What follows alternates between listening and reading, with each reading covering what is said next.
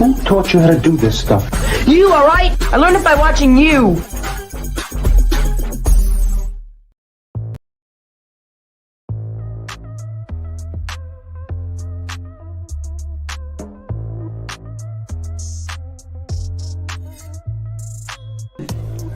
I'd like one of you bureaucrats out there to look me in the eye and tell me, when does my husband's life matter to you? Because it matters every day, every second of every day to me.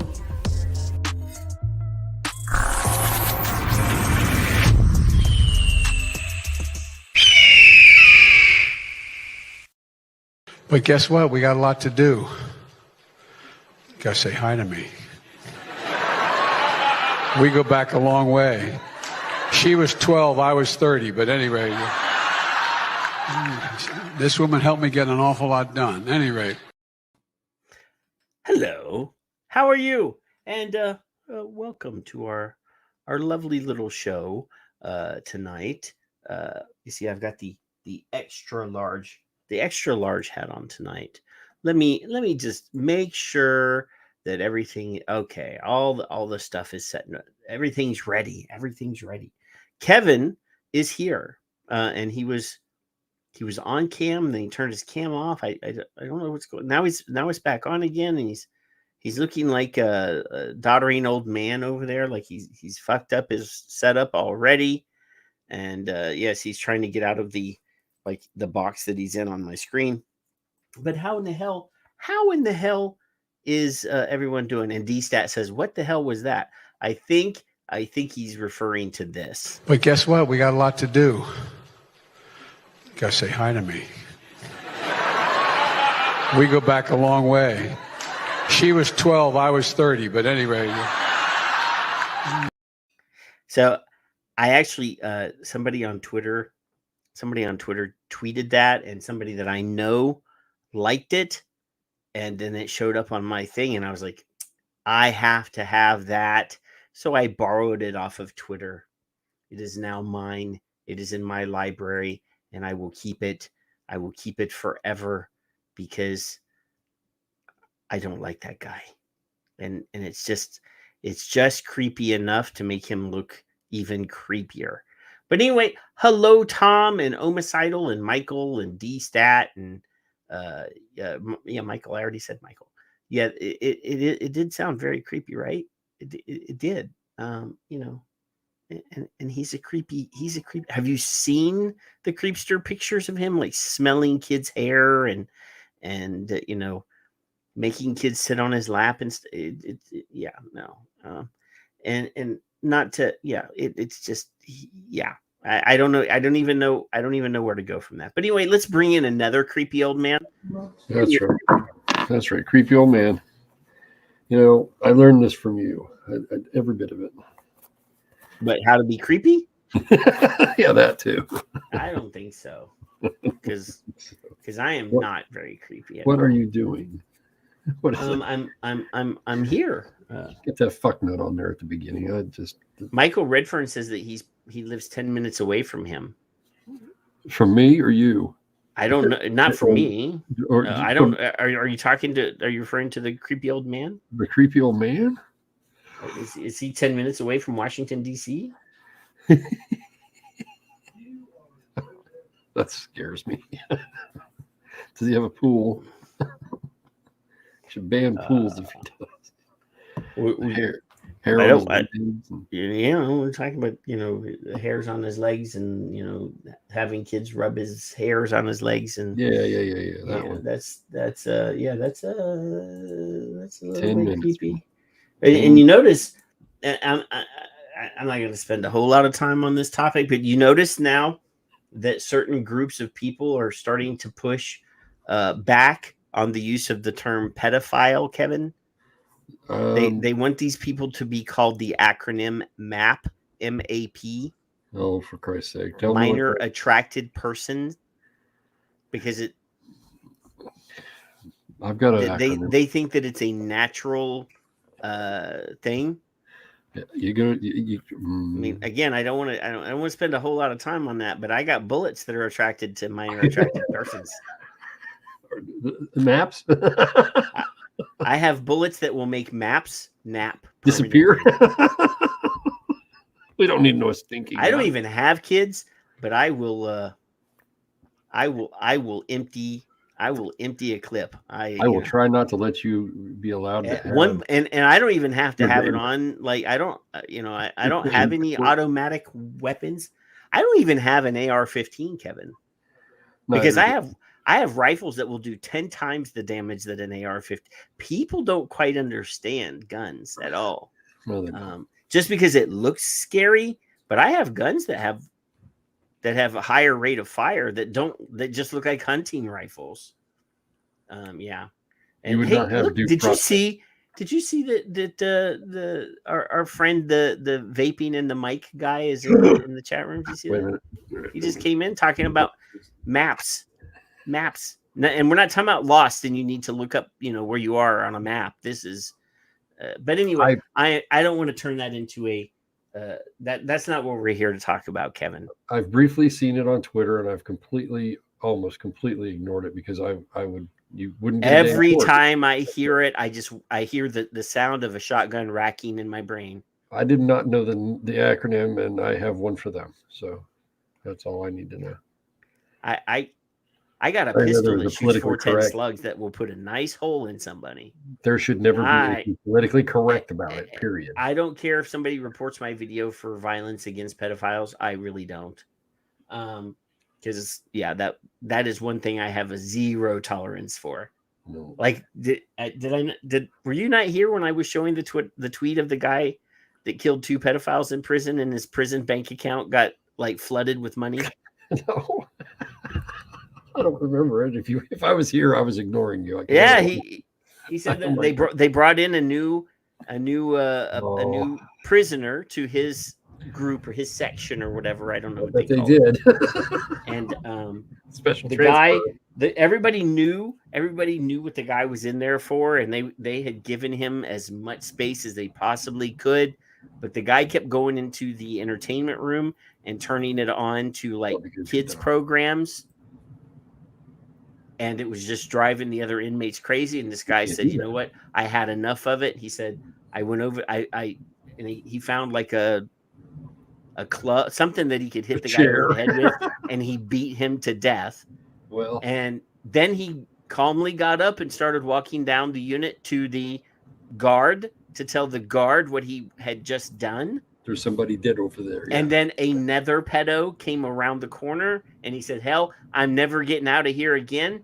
So might as well." And he killed that guy too. Oh, for Christ's sake. And then it was reported in the paper what had happened. And somebody had published the Venmo or whatever it is for putting money into his Canteen forever. The canteen fund. And people just anonymously started filling. I mean, they said the prison had to lock up access to his account because it had so much money in it, and they couldn't take any more donations. But anyway, back to what we talk about. Back to our topic at hand. You see Victor come in, and Jeffrey. I saw Victor. He missed his wife. His wife was the intro tonight. I know. He's gonna have to go back in the replay and see his lovely, beautiful wife. But you remember last week we talked about the Juul settlement? Yeah, the 33 states, and the 400 and what was it? $440 million, and we broke it down, and that each state was only going to get something like 12 to 13 million dollars or something like that. Yeah, that they're going to have a circle jerk with, and yeah. I mean, anyway, so one of the states that's one of those 33 states or whatever, they finally, I guess they started thinking about shit, and they started looking about stuff, and so it says here that Maine is to walk away from the multi-million-dollar Juul settlement. I was going, Patrick. Maine, because let's scroll down. Let's see. This is by Rose Lundy from the Maine Monitor. Oh. So it says here, the Maine Attorney General's office on Friday decided to walk away from an $11 million agreement with e-cigarette manufacturer Juul after objecting to certain conditions from the company. Could it be that your settlement was only $11 million? Anyway, I think you probably thought you were going to get more than that. Wow. Stop it, Kevin. That's not on purpose. That's a message. So anyway, it says Maine was set to receive about $11 million over, listen to this, Kevin, over the next 6 to 10 years. So not only were they only going to get $11 million, but now it's spread out over 10 years. Yeah, so you're going to get less than $900,000 or so a year as part of a nearly $444 million settlement between the manufacturer and 33 states and territories. The investigation found that Juul had marketed its products to youth. Now, since it wasn't a court decision, Kevin. This was a settlement prior to litigation, right? Right. So how could the investigation have found anything? Because they never tried, and they, innocent until proven guilty. And since the court case never happened, this was settled prior to the arguments. So how can you say that the investigation found anything? Well, they're all getting money for not even having to prove anything. Right. So anyway, however, as part of the agreement, and you and I mentioned this last week, Juul wanted the states to waive the rights of school districts to pursue their own lawsuits. According to Maine's AG's office, Maine isn't willing to agree to that. Well, let's be clear about this. As a stipulation of the settlement, because the states that agree to the $11 million payment are agreeing that as part of this settlement, if you accept this money, you can't sue them again. So let me get this straight real briefly. If they settle and the school district can't sue in each state, the state is responsible to fund, allegedly, the school district, and they're going to use that money to fund the school district. Or is that city? Well, that could be city too. So now the original attorney generals that filed for the master settlement agreement. You know what this is? This is a clusterfuck. That's what this is. They were at least smart enough to get a big enough dollar amount and repeated payments to make it okay to tell people that we're taking your right to recompense for yourself away. But some of these states are going to take this money. Now, I guess if Maine drops out, that's a little bit more. Right. It'll be 14 to the other 32 states, I guess. But and I like Maine. I've got family in Maine. I've got Brunswick, Bath. They're all stupid. Yeah. So it says here, we are disappointed in the outcome of these negotiations, but ultimately we were unwilling to waive the rights of other entities who are also trying to hold Juul accountable for its deception, Attorney General Aaron Frey said in a statement to the Maine Monitor. It was not immediately clear if other states would also abandon the agreement. So Juul Labs agreed to the preliminary settlement earlier this month, but it had not yet finalized. As part of the settlement, Juul must also comply with strict terms limiting their marketing practices. The investigation found that Juul campaigned to youth and launch parties, with launch parties, social media posts, and free samples.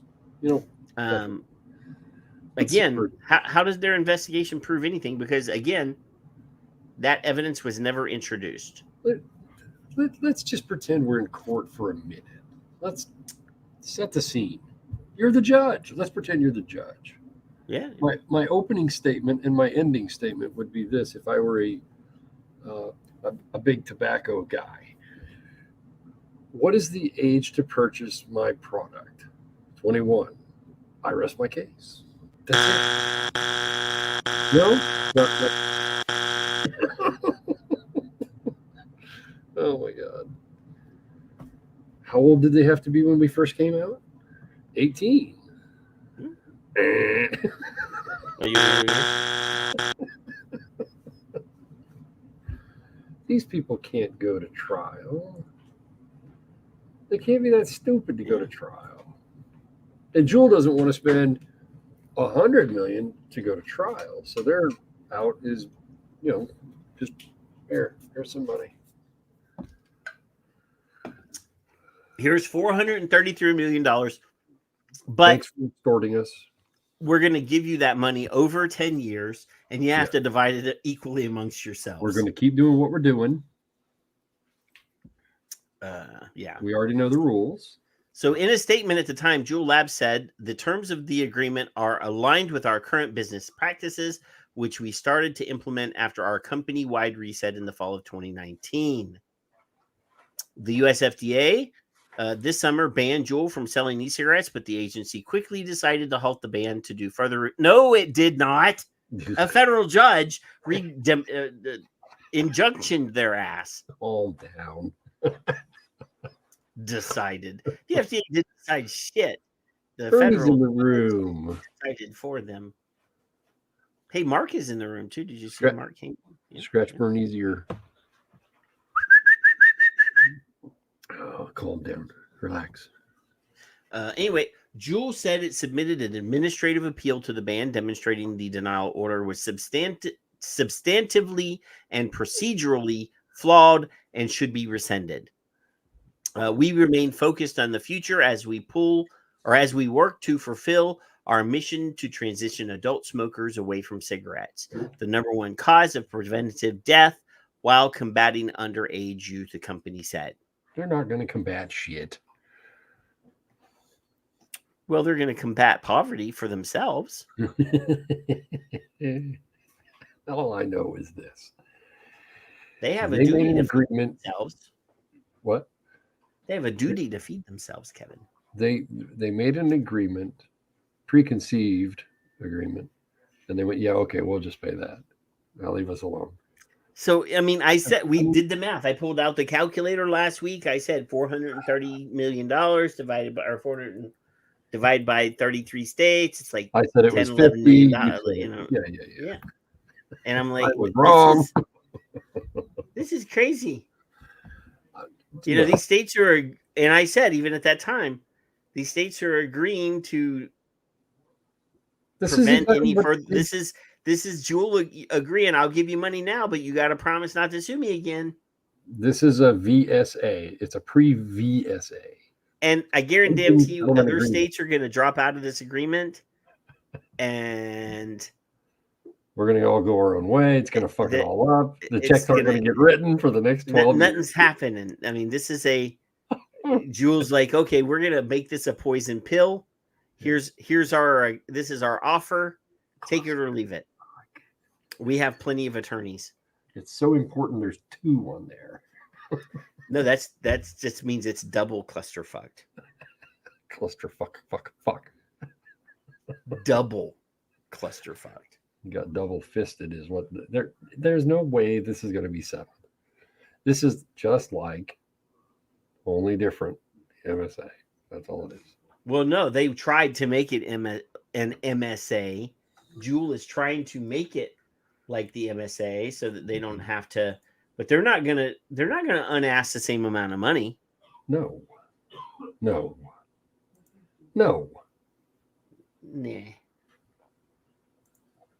Not did it. Not gonna do it. Wouldn't be prudent. I guess if you could show me where Billy and Karen had seen an ad, gone to the store, illegally purchased said product, came home, and then became addicts, you got a lot to prove to me, then I guess I would pay you. But other than that, fuck off. I ain't writing no fucking check. I literally think that they should stick to their guns, man.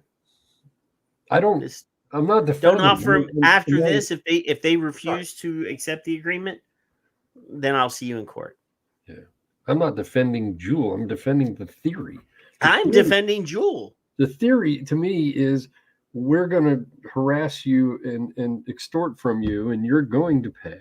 And then they're going, well, maybe not. I'm fully behind Juul standing up for themselves, because that I am for that. take all of the fucking attention away from everybody else. They're not. They should actually go after the candy bar people too, whatever the fuck the name of that company is. They should go after them too. Of course.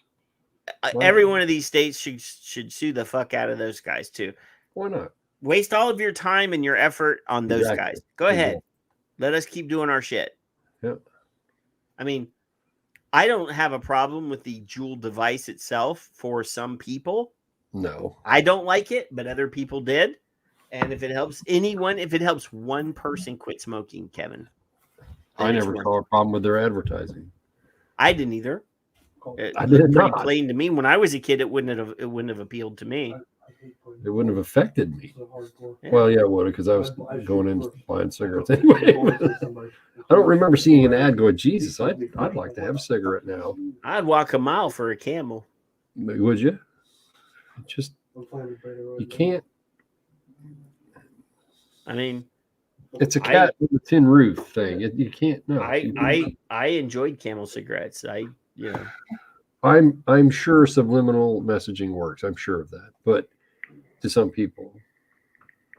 But I need to find everybody that has one of these that they're not using to send them to me. You want those? I want all of the Provari radiuses that I can find. Is that what are you addicted? Well, they're out of business. Oh, they're fucking built like a tank. Built like a tank. For my style of vaping, this is the shit, man. I pulled out the K-Fun, the K-Fun Light, the new K-Fun, the newest one, and I put it on my Provari. I'm vaping like it's 2016 again. I'll take all those light tubes. I have one here. I'll send it to them you. All. I love it. I absolutely love this thing. I got a pink one if this one dies. Now I had the blue one that broke. And then it wasn't their fault. It's my fault. Now I got the silver, and then I have a pink in the reserve. The pink is your favorite, though. I love tell. Pink. Sink the pink. I can tell. It probably matches your outfit when you go out. DStat doesn't even remember Juul ads. I saw very, very few, and I saw fewer blue. I never saw like a TV commercial for Juul. I've seen blue ads, TV ads, but I saw advertisements, like print advertisements and things like that. But yeah, I never saw any commercials. They have those in Porno Mag still? Okay, I didn't know. Yeah. Hey, you go, you adult, you. Yeah. Hey. Speaking of porn magazines, yeah, all right. So I'm watching The Shining. That was a good show. That's a great show. The Shining, the movie The Shining. Yeah, okay. not the crappy TV remake. I know you don't think I can read, but the book was really good. Oh, I have a limited edition, very limited edition, The Shining hardback in a slip case. But anyway, I was watching the Stanley Kubrick directed The Shining. And after you've watched a movie a bunch, like you start noticing things. And there is a scene at the very beginning when they first get there, and the fall staff are leaving, and the boss is like giving Jack Nicholson and his wife a tour of the facility or whatever. But right when they first come out, the big boss comes out with like an assistant manager dude, and Jack Nicholson is sitting there, and he's got a plate of empty food that he had just eaten. He was reading a magazine, and if you pay a fucking attention, he's reading Playgirl magazine. Now I gotta go watch it. Was he in it? And I've watched that movie 100 times, more than 100 times. Never noticed it. And the other day, I'm sitting there going, he's reading the fucking Playgirl magazine. What the hell? And what is that doing in the lobby of a hotel? Well, it's a hotel. So, Distraction no. done. So anyway, hey, Easter egg. you know we've talked about vape bans and taxes and things and how they really don't work. Yes, they don't. Okay, yeah. So I They found this predict- piece today. This is from India, and it says 3 years of vape ban, experts say the move does more harm than good for smokers trying to quit. Duh. Hmm. I think we would have, been able to tell you that. This is from the 22nd, which is yesterday. Yeah. I think. So anyway, it says, despite a ban on the sale and import of e-cigarettes to India, or in India, the use of vapes is a common sight these days in metro cities. A vaping advocate and health expert tell us why the ban does not really contribute to tobacco harm reduction. And then there's a stock photo of a young lady with a Of course. an iPhone or a phone and a disposable vape. So it Well, says they here, look just and like remember the health minister of India that instituted this ban and they padlocked all the vape shops. He got an award from the WHO, and then 2 weeks later he got fired. Remember that guy? Yes. Yeah. So the Indian government in September of 2019 passed an act prohibiting the production and sale of electronic cigarettes, which also includes all forms of electronic nicotine delivery systems, such as vapes or vape pens. According to the US FDA, why do they always fucking quote the US FDA? You're India. You're a strong, powerful, proud country. Why do you have to rely on us and these douchebags at the US FDA?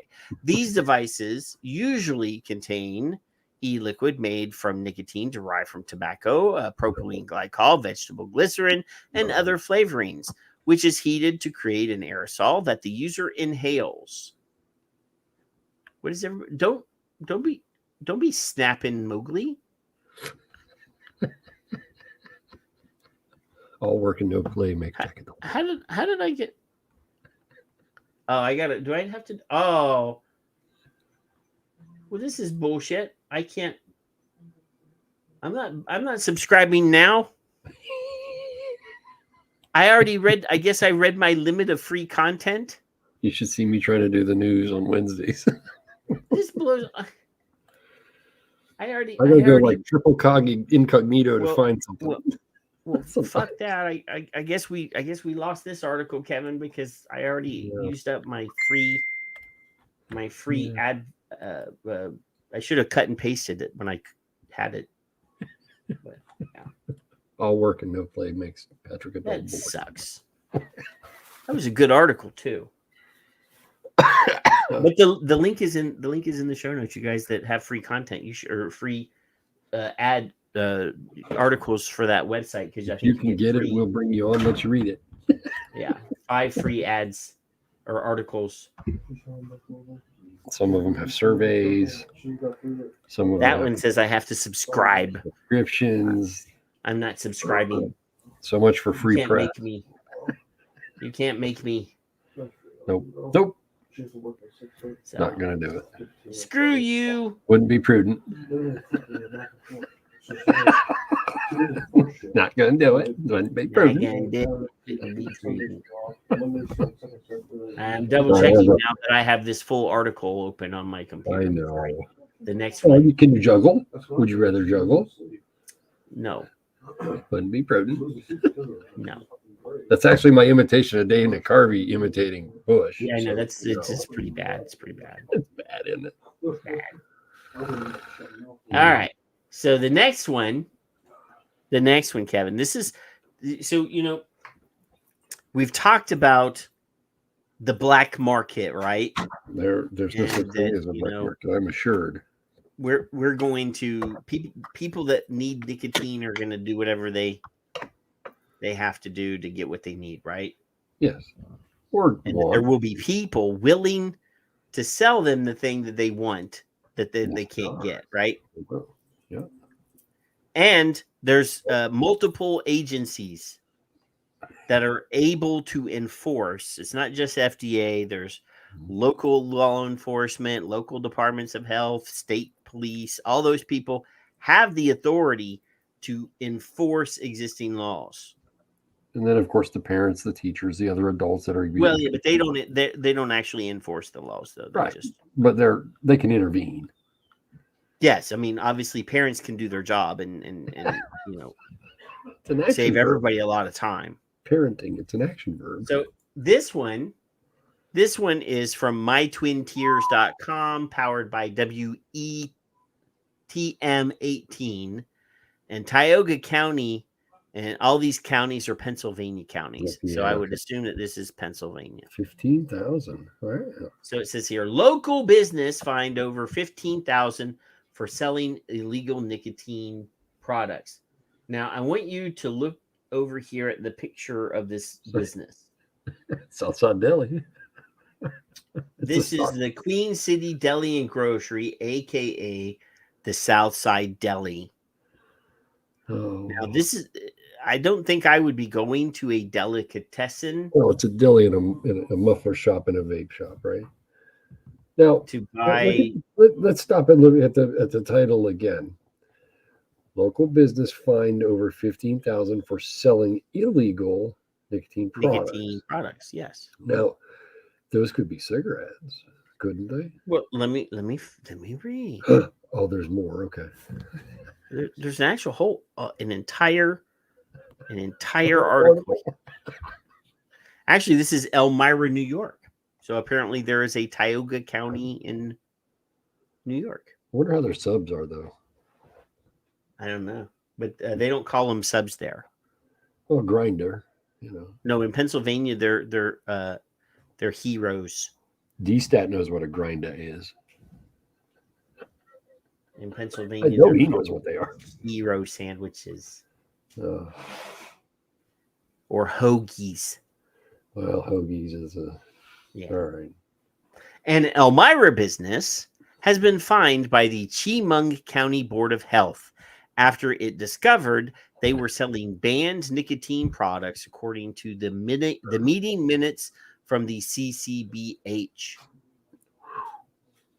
So this is not an FDA thing. This is an actual county board of health, right? Enforcing Chemung County, yeah. So let's. In the minutes taken from the September 8th meeting, it was discovered that in March and May of 2022, multiple instances were noted that Queen City Deli and Grocery, aka Southside Deli, had been in possession of flavored nicotine vapes and were offering them for sale behind the store counter. According to the notes, a sanitarian reviewing the store had inventoried and documented 636 total vapes in possession by the business, with all but 6 containing nicotine. The clerk was advised to relocate the products and not to offer them sale because New York State's ban on flavored vape products. A fine of $15,900 was brought up by the board to account for every illegal vape in possession by the business, with a price of $25 per unit being determined to be the cost per vape. The board redacted 6 of the vapes that didn't clearly contain nicotine from the fine, bringing the fine down to $15,600. The number was amended and approved by the board from the previous fine of $15,900, with the motion being approved with 8 in favor to 1 abstention or 1 abstained. The director of public health, Pete Buzzetti,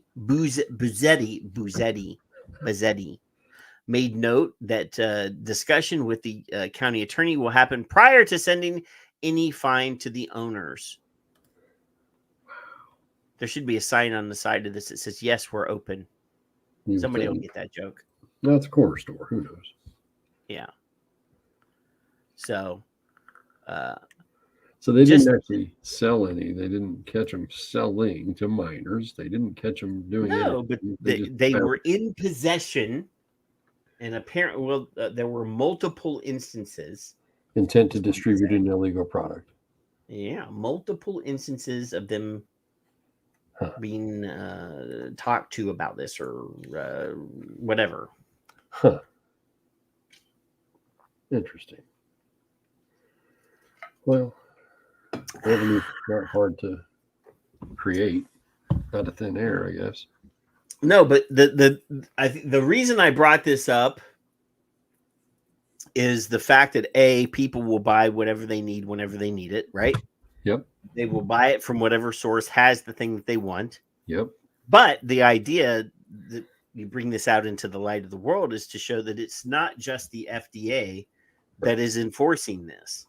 Right. Your You local. need to see that the local LEOs, the local city councils, the local whatevers, the Department of Health, Right. they're all going to start looking at this as a way to make money for themselves. That Department of Health would probably enjoy having a $16,000 added thing in their budget. Yeah. So how many departments of health would gladly levy fines like that to vape businesses, tobacco businesses that sell vape stuff, just so that they'd have that extra cash flow? So, in general, you, somebody in the room, or I, or you, which we don't, have a shop, and if it's not legal to have, sell, possess, You have to cover your ass, dude. the FDA doesn't even care because your local wannabes are going to come in and say, okay, well, we're going to fine you for every single one of these. Yeah. That's a precedent if it works. That's all. Which I'm sad about. I just, I really, and I've brought this up multiple times where, everybody says, oh, well, vape shops are without sin. None of, Nope. most of the businesses on these warning letters that FDA are producing are, not vape stores. And I'm like, look, I know for a fact that my vape shop is not on the list, not mine, but the one here nearby is not on that list. And I know for a fact the state has gone in multiple times and cited, written them citations. Yeah. So I know for a fact that there are other agencies that are doing enforcement, and you guys need to quit thinking that vape shops are perfect. Right. No. 99% are, and there are 1% that aren't. That number may change by the day. But so Omis Idol says, can the FDA? Yes, FDA can turn around and hit them too. And the state, that's the county Department of Health. The state trooper could come in tomorrow, and if those things are still behind the counter, he could cite them. Right. Since every one of these agencies have a different, so the Department of Health is not law enforcement; they're health code enforcers, right? So they're hitting them with one violation of one statute.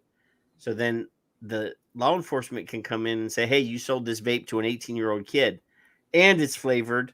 So the state is going to hit you because there's a state ban on flavored products. And while we're at it, every one of these agencies could hit them at the, I mean, I doubt that this little podunk grocery store in the middle of nowhere, New York, can afford a $15,000 fine to begin with. Right.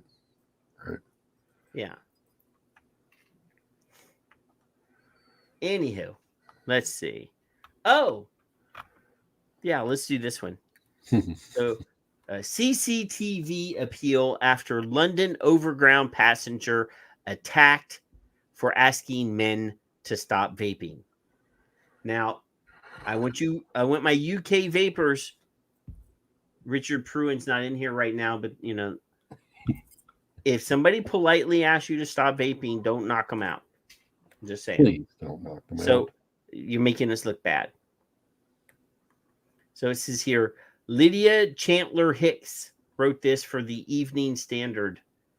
So here's a picture of two young fellas that are apparently vaping on the train. Ne'er-do-wells. They do look like ne'er-do-wells. Well, this one looks kind of special, and this one looks like a ne'er-do-well. He has that ne'er-do-well haircut.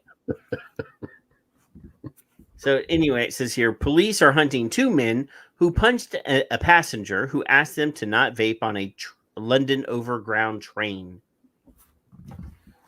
I don't think it's legal on the train at all, Tom. I don't know for sure, but I'm sure if I read this, it'll probably say. Just before midnight on July 10, a group of young men were vaping on the northbound service when they were challenged by a member of the public Two of the men then punched the passenger before a second group of young men boarded the train and a fight broke out between the groups. The service at Harrow and Wealdstone station at the time of the incident on Thursday, officers investigating the assault released images showing two men they are keen to trace. Keen. That's a word that we don't use. The British Transport Police spokesperson said officers believe the man in the CCTV images may have information which could help their investigation.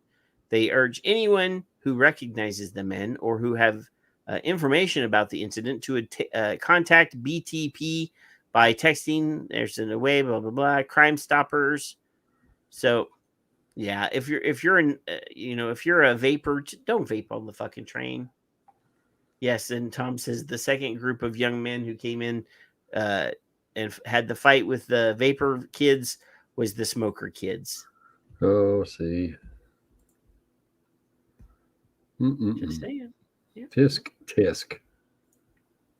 The ne'er-do-wells. Ne'er-do-wells. That's London. The bobbies, the train bobbies are looking for you. They are keen. At least nobody was tased. That's the important part. I can't, I Aren't they mourning the queen? Shouldn't they have a little better decorum? Kevin, I really can't trust these UK people though, because they eat pork and beans for breakfast. Fleabag lady said that I was a honorary Brit, and she asked, "Would you eat the what is that?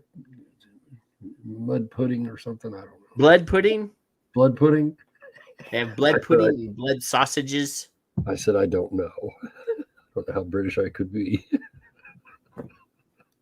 Because I had to look it up, of course, right? Michael, exactly. If you're gonna, for Christ's sake, stop. There's too many MFing vapes on this MFing train. Vapes on a train. We should make a movie now. Oh my God. Quick, Kevin, go trademark vapes on a train. Go. Yeah, let me get on that. Make sure that Mowgli, we steal Mowgli's idea before Mowgli can jump on it.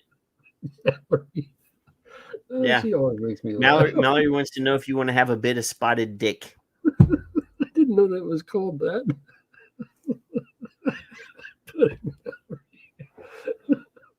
Out of context, no. Oh. Are you Don't done be laughing? vaping on the trains, people. And if you're going to vape on the damn train, blow it in your shirt. Turn around, look outside. At least try to hide it, Jesus. You can get away with the hospital. You can get away with it. Don't bring attention to yourself. Some of you are exhibitionists. Yeah. And just saying. D-stat.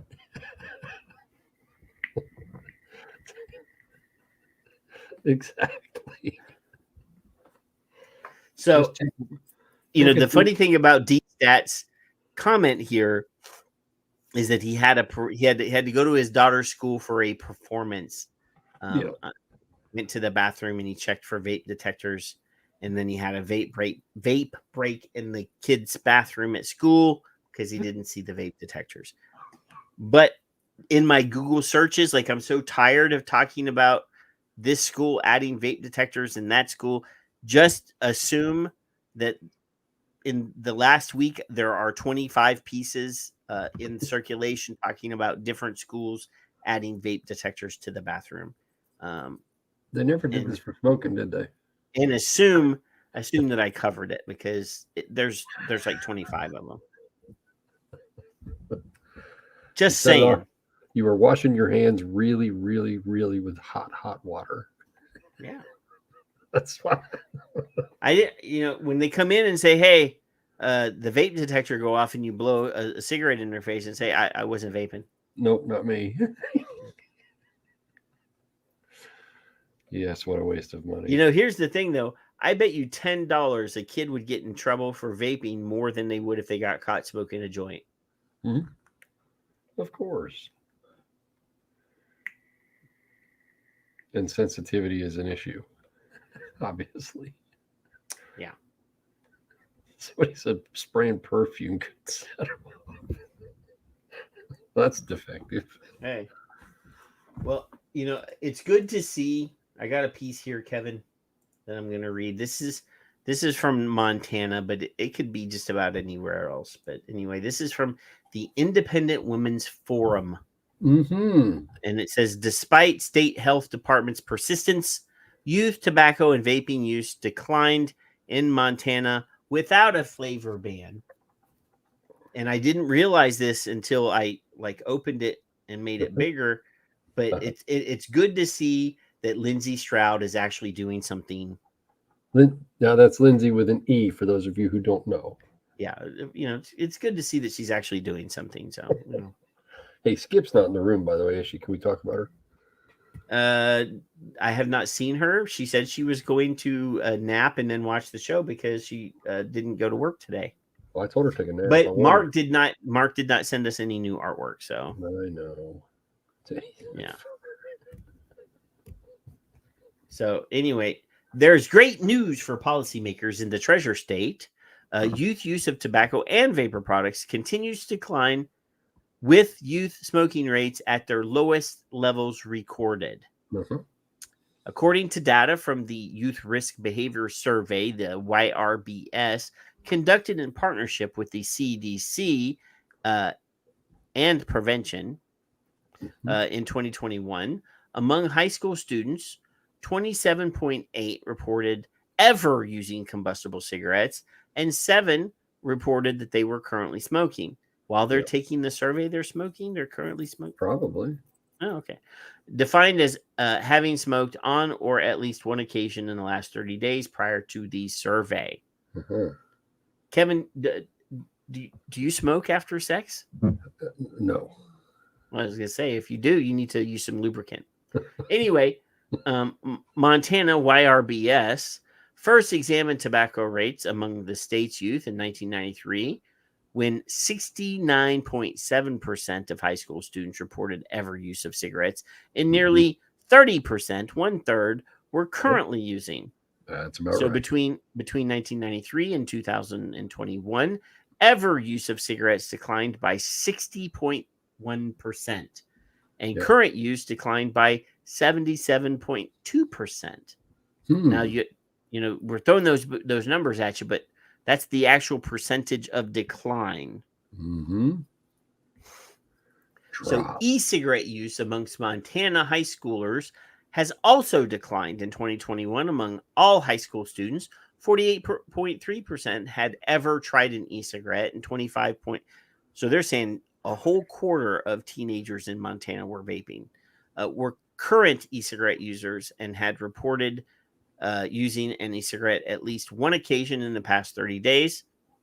Youth e-cigarette use peaked in 2020 or 2019 when 58.3% had ever tried an e-cigarette and 30.2% were current users. Between 2019 and 2021, ever use and current use of vapor products by Montana high school students decreased by 17.1% and 15.6%, respectively.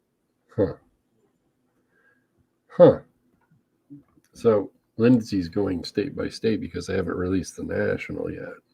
Well, this is not even the national youth. This is the YRBS. Yeah. I'm gonna take a sip of my drink real quick. Fine. Eddie. See? What? Yes, Tom. He says kinder Kevin? Yes. Well. Or kinder Kevin. So this is vape or smoke. This is your smoke detector. And when it goes through there, it goes beep, beep, beep, beep, beep, because the blockage of the detection is saying, there's smoke. That's any common smoke detector.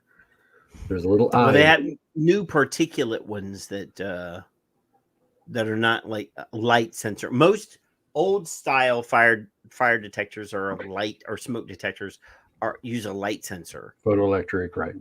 Yeah. The new ones use a particulate filter. Right. So yeah, When so much goes through, it says, "Hey." Same Mhm. theory, but yeah. So if you're in a hotel, we were at an event in. It was here in Texas. It was in Dallas, I think. Yeah, it was me and Zach and a bunch of guys from Cyclops. We had we never stayed at the event hotel if we had an opportunity. You know, we got a 2-bedroom condo for half the price of the hotel, about 5 miles away from the event. And there was a whole bunch of us at this condo. And Zach had one of his younger employees with us, and this kid was like, everybody in the room is vaping, and the smoke the detector never went off. This kid took one toot on his fucking thing, and it's one of those.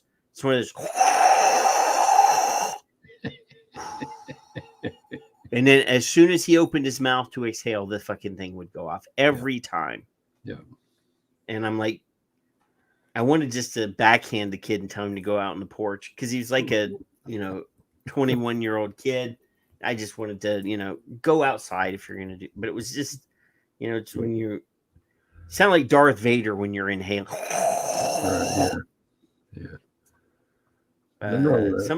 There's somebody else that comes in on the show sometimes and vapes like that, and I just want to smack them. Just want to not, just. I don't think my want to device reach through the camera and just backhand them. I'll remember who it is in a minute. Oh. But anyway, interestingly, in Montana, higher rates of youth e-cigarette use correlate with lower rates of combustible cigarettes. Huh. For example, between 2017 and 2019, current use of e-cigarettes increased by 34.2%, while current use of combustible cigarettes declined 37.4%. Pretty similar numbers. Yeah. Pretty close. Between 2019 and 2021, current use of e-cigarettes decreased by 15.6%, while current use of combustible cigarettes declined by only 9.1%. Yeah. This clause for you, Patrick. That's what you get, Michael. You see how I pointed with my bad finger this time? You see that? Yeah. Did I skip a paragraph? No. There are certain people that point with that finger. I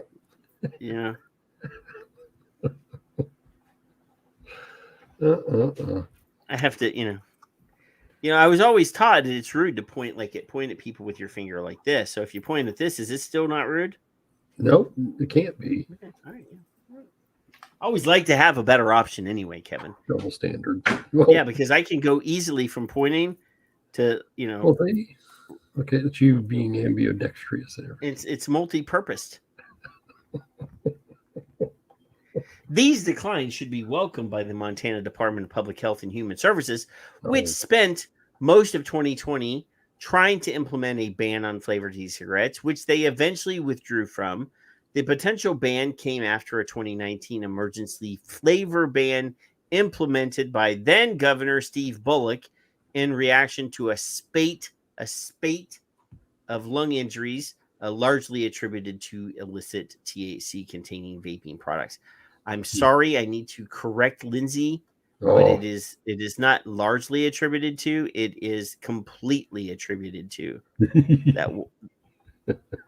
So far, no grammar mistakes, though. Imagine. Yeah, that one misuse of the word and completely changes the gravity of the. It is not largely. It is 100% completely attributed to. But that's canceled out by the word of the use of the word spate. So there you go. Spate. She has a thesaurus on her desk. Does. A thesaurus. She's smart. I've talked to her. What? I have drank her under a fucking table. What are you talking about? I got her so drunk she doesn't even remember what we talked about. I walked her partly to the car.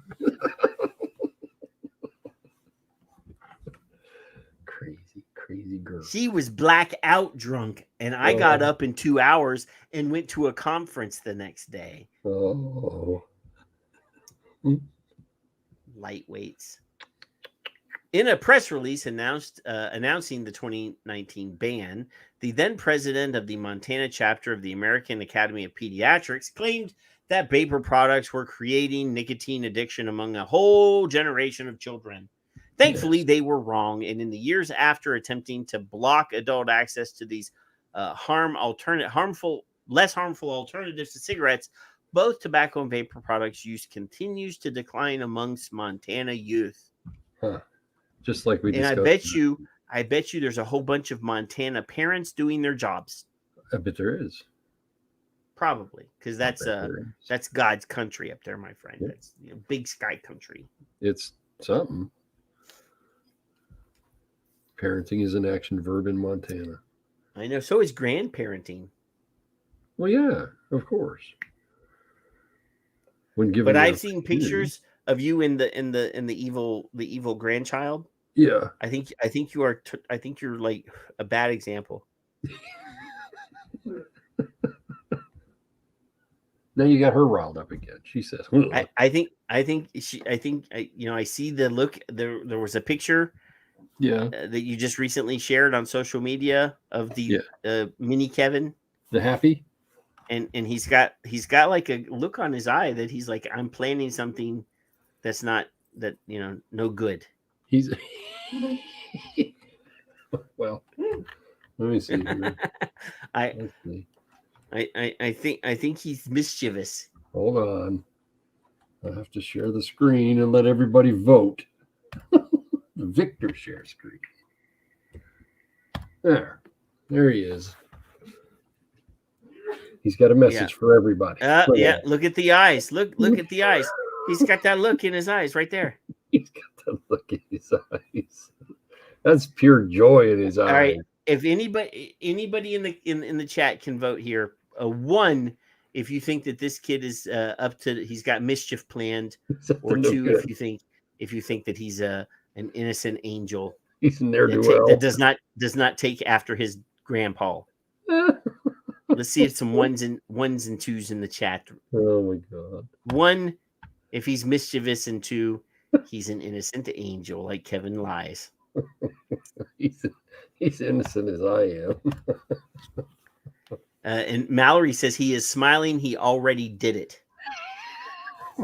Those are the look of guilt, and I got away with it. But the message is be happy, regardless.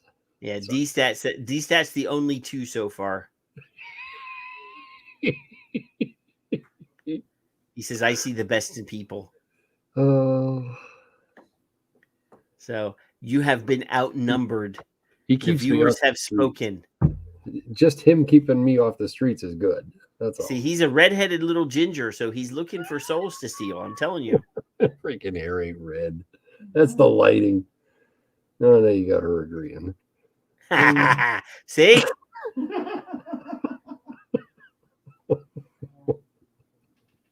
See? What? Rob? What?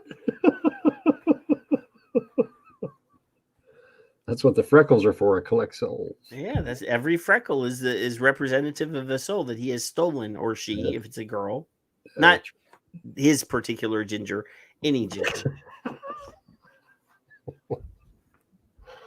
Oh. We know Mini Kevin is a boy. He's had a running streak lately, so he likes to run now. I told him I was going to fine him $1 every time. No, running in an apartment or in a place with a hollow floor is fun. Sounds like drum beats. Especially if it's a 2-story house. That's where he lives, yeah. Because I used to sit at my computer at my house in Pennsylvania, and it was on the second floor. Yep. And I have a thing where I can't, my foot does not set still. Yeah. And the people downstairs, they would be like, stop it, you're shaking the whole damn house. See. There you go. Yeah, let me close some ads here. Yeah. All right. So remember was it last week or the week before? I can't remember. I think it was last week where we had the video piece of the Tennessee Department of Health scientist person saying that fentanyl, it's not vapable, and it has to be entered into the bloodstream. Yeah. Right? Remember that? And that none of the vapes that they had confiscated had tested positive for fentanyl, even though there was other reports previous saying that had. Remember that? Yeah. Right, Hospitals. this is not Tennessee. This is Florida. Oh, a new one. Okay. But Florida is a little bit backwards. I challenge you, when you have time, Kevin, to just do a Google search for Florida man. No. Yes, just do a Google search in your free time for the two words Florida and man. No. And read some of the articles about Florida man. No. Not unless it's going to be Nick coming up. Nope. It'll be funny. You'll enjoy it. If it's I the Nick promise. bubble, that's great. Other than that, no. It will be humorous. So this says BDS vaping drugs sent 5 students to hospital this year. So let's pause this story because there's video involved here. And let me scroll over here to the beginning. Come on, you piece of crap.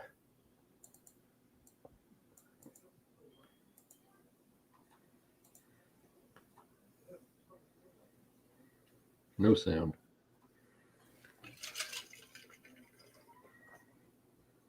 No sound. No sound. No sound for me. I can hear it. Did y'all hear?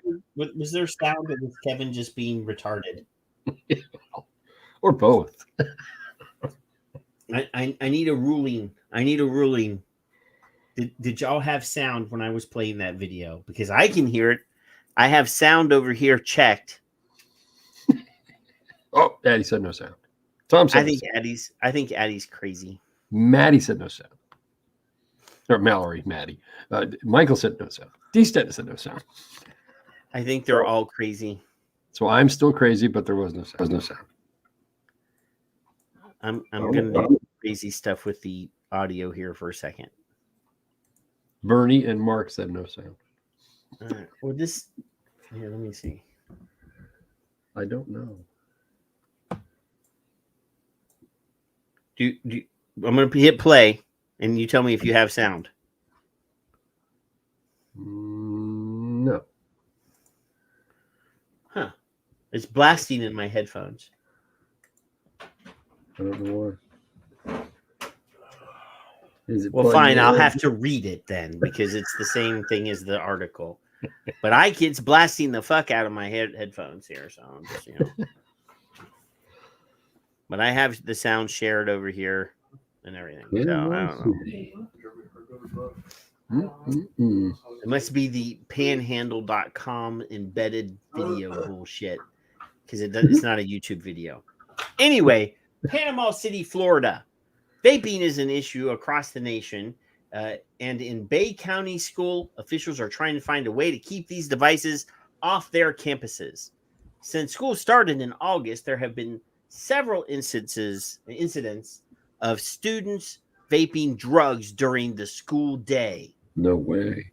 School officials said that there have been at least 5 students rushed to the hospital after suffering from seizure-like symptoms so far this school year. Arnold principal Britt Smith, Arnold must be the school. Arnold principal Britt Smith said some students may be vaping as an escape from other issues. But the big issue is the health concerns for students who are inhaling the drugs and chemicals. Also, it's illegal. Wow. Also, it is illegal. That first paragraph's pretty damn good. I know.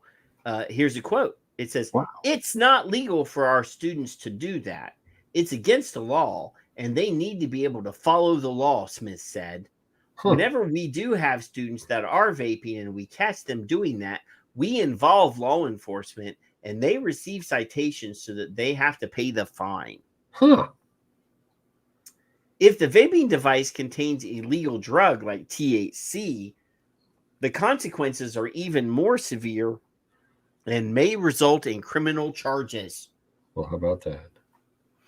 If we have a student that brings a dab pen that has THC in it and they are giving it to other students, we will treat that as distribution and we will recommend that they be expelled from school, Smith said. This sounds like a whole bunch of common sense in Florida going on. These Florida people maybe are not as crazy as I thought, Kevin. They're not fucking around. I know, right? That FSFA guy, those those guys are doing their jobs. I'll be damned. No, I'm not using OBS. I'm using StreamYards. Anyway, school leaders are asking parents to get involved. Why would the school leaders have to ask parents to get involved in their children's lives? Well.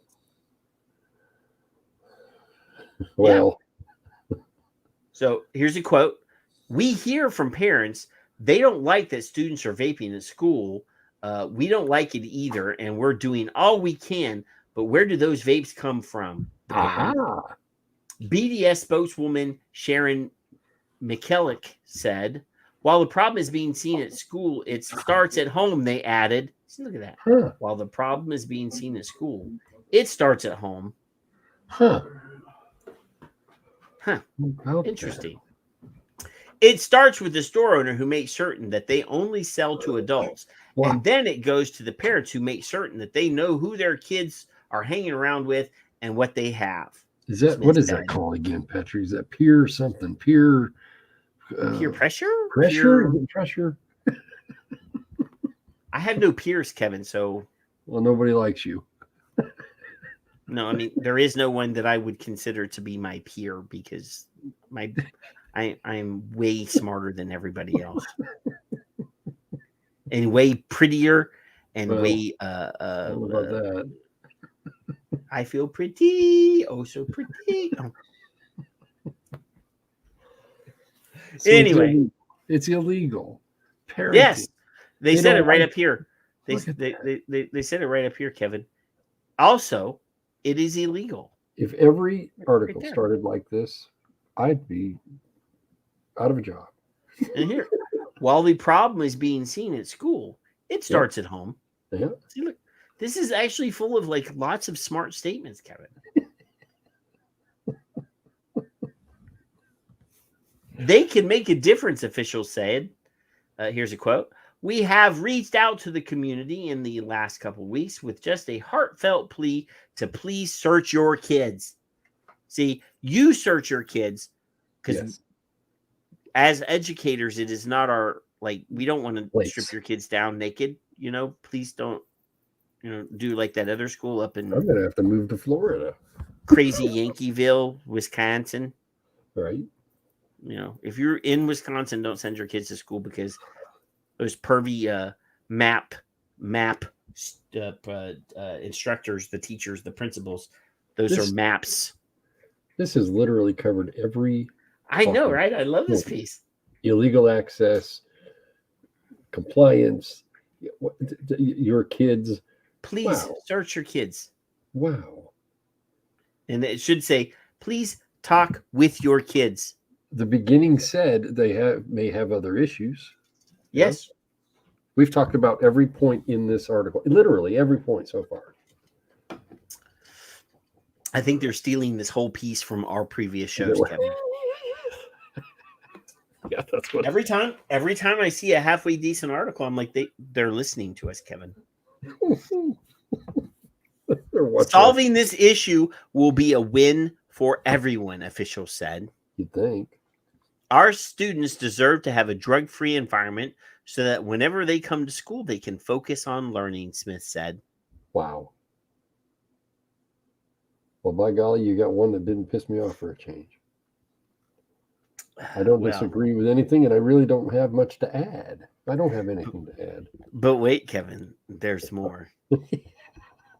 Is it out of Florida? No, the next one's out of the UK. Oh yeah, I've seen a couple.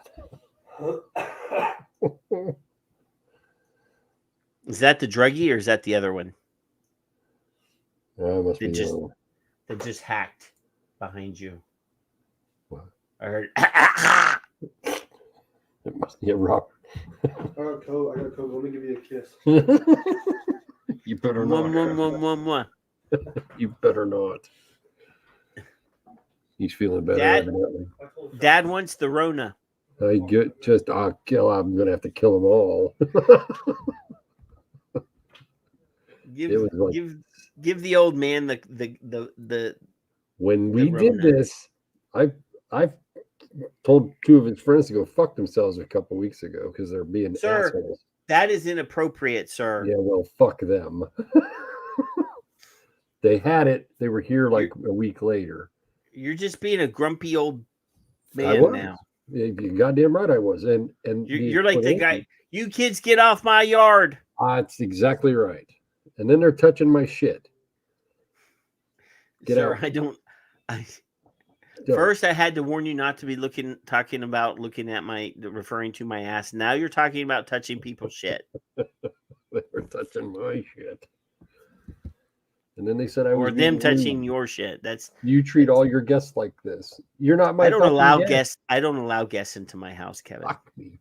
You know, I am if that they- antisocial. if they shut up long enough and listened that it took me about 6 weeks to see my grandson, they'd understand my fever. So I do have a correction. This next piece is not from the UK. It is from it is from one of their Commonwealth places. It's from Australia. Might as well be part of the UK. It is their prison colony. It's where they send all of their undesirables. Well, where is Bruni, by the way? Speaking of, I don't know. He was. Thunder I from thought down no, there. he didn't. He wasn't here earlier. He'll be late as always. About the time we're ready to shut shit down, then he'll show Skip up. and pop in. We'll be like, Yeah. goodbye, and Yeah, then but- Bruni will be like, hey, I just got here. What? Oh Nothing about chocolate tonight at all so far. no, I haven't said anything about I chocolate know. tonight. Yes, Michael. It's- Yes. Yes. So They haven't anyway, been back. so Phoebe Burgess, as health experts say, highly addictive e-cigarettes cause nasty diseases such. Oh, there he is. See, Uh-oh. speak of the devil. There he is. The thunder from down under. I don't know who Phoebe Burgess is, but she's definitely not a health expert if she thinks that e-cigarettes cause nasty diseases such as popcorn lung. Oh. I only bring this up because just about the time you think you've heard the last story about popcorn lung, Yeah. it pops up somewhere else. No pun intended. Yeah. Yes, we had a story 2 weeks ago about the UK. Now we have one about the idiocy of Australia.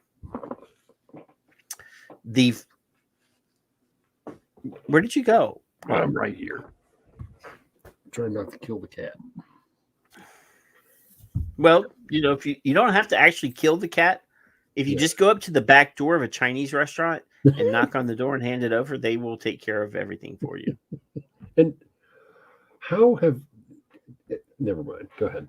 I'm gonna get a cat though. I'm purposefully gonna get a cat, and I'm gonna name it General Cho. What? General Cho's Kit Chicken. Oh, It's my favorite Chinese food. General Cho's chicken. Anyway, the fresh, crisp air of Bowral has taken on a cherry hue in recent months after Phoebe Burgess started smoking e-cigarettes. The mother of two, who is 33, was seen clutching a $30 cherry pomegranate flavored vape as she stepped out for coffee in Bellevue Hill, Sydney on Tuesday.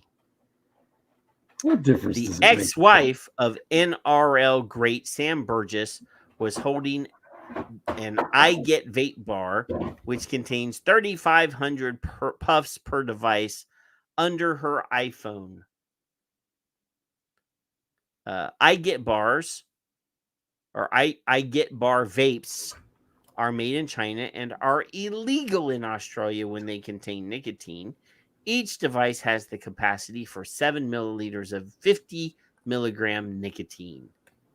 While some consider vapes to be a less harmful alternative to e-cigarettes, they aren't without their own risks. New South Wales Health Minister Brad Hazzard launched an anti-vaping campaign back in March after research showed an alarming number of teens were picking up the habit. So this must be the young lady in question. She has a phone, and under it is some sort of something she's clutching. $30. Apparently that is a vape. I see something that's pink. Right. I am not able to tell you the brand name and the flavor just by that, but apparently the reporter has done some work. No. So the fresh, crisp, this is the caption under the picture. The fresh, crisp air. Oh, that's the same damn. I'm not going to read that again. That's the same. So anyway, the campaign warned young people of the risks and challenged the idea that vaping is okay just because it's healthier than smoking cigarettes. The government and New South Wales Health are very concerned about the impact of those vapes on young people's lives, particularly on their lungs, Mr. Hazzard said. Vaping damages adult lungs and is of greater concern for developing lungs in teenagers and children, he added. Really? The minister told a parliamentary hearing that the thought of kids picking up the habit was atrocious. Atrocious. So the Get the Facts Vaping Toolkit targets students aged 14 to 17 and provides resources for teachers, parents, and carers to start conversations about the dangers of vaping. We know that amongst many young people, e-cigarettes or vapes have been considered safe and certainly safer than cigarettes. Hey, I'm kind of happy that they've at least added the certainly safer than vapes. Yep. Some consider vapes harmless due to the combination of having a sweet and fruity flavor. I don't think the sweet and fruity flavor have anything to do with them being considered harmless, Kevin. Almost nothing, if nothing. So anyway, being in attractive packaging and their vapor being perceived as water. No, water is a liquid. I think everybody knows that water comes in only one state as a liquid. When it becomes steam, it is no longer water. It is steam. Science. I know, people. And that is definitely not a that's not $30 I vape, get is it? vape bar there. That is definitely not what he's referring to there. And this young lady is a little bit more pretty. Look at her pucker up there, Kevin. Look.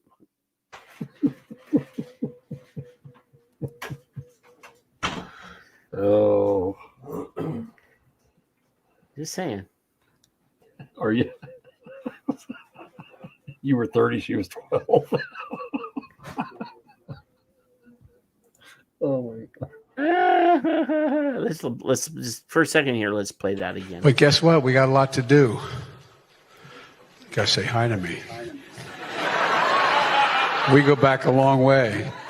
She was 12, I was 30, but anyway, this woman helped me get an awful lot done. Anyway. So not to be too weird about that, Kevin. Yeah. How can you not be? If the orange orangutan had stood up on stage and made a joke about I was 30 and she was 12. Well, yeah. The people in the audience thought it was funny. Did you hear them laugh? They were. Yeah, you'd be able to still hear and feel the gasp. I mean, with the orangutan. Even the MAGA crazy brainwashed people would have gasped. At least would have gasped. At least he didn't have a dark red background. If he said I was 30 and she was 12. Maybe you should add a dark red background. I'm just saying. Anyway, let's go back here. It is very important that young people and families understand e-cigarettes are not safe, Dr. Gale said. Evidence and experts tell us now it is that these products are not safe and there are a range of health harms that are associated. What fucking experts are saying that? And show me some evidence. Anyway, vaping in young people can cause acute effects, including heart palpitations, chest pain, and irritation to the throat and lungs. Vapes can also contain nicotine and is and be highly addictive. You know, that heart palpitation, the chest pain, and the irritation of the throat and lungs is probably from being on the run so far because they're trying to be tased. But it could be me. Yeah. Well, I mean, the chest pain could easily be from the taser, for sure. Oh, the taser itself. I thought it was from running from it. All right. If they shoot you in the chest region, that's going to cause your pectoralis to contract really, you know, that could cause some, you know. I imagine it would hurt. I've never been tased. I have come visit to Texas. I have. I'll show you. I'll demonstrate. I'll shoot you back. Well, I'm gonna shoot you with the taser while I have the 1911 in the other hand. Okay, then that'll change it. Note to self: be armed with Patrick at all times. Okay. My wife. Yeah. My wife. I love your wife because she don't have to put up with you. I had a few things out of the safe the other day. Yeah. And there's a I have a weakness for a certain handgun. Yeah. The 1911. And I might have more than one. Lost in a boating accident, yeah. In different colors. So I may have a gunmetal. I may have a gunmetal one, and I may have a nickel plated one, and I may have I may have 3 with different colored handles as well and replaceable. Because you got to personalize, reachable. And she wanted to know the purpose of me having 3 of the same gun. Because I can't have 4. Is that the answer? And I said, well, because I have lots of bullets and I have to,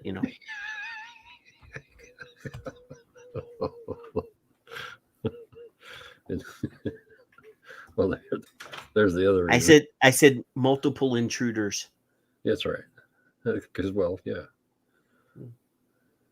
there's no limit. And she said, do you think there's going to be like 20 guys that come in the house at the same time? I said, you never know. Yes, exactly. They may have FBI badges, but I said, the boss only shoots 5 bullets, and I have to have something easier to get to, So 1911 holds more. There's not enough, right, Tom? There's not enough of those. There's not, How many is too many?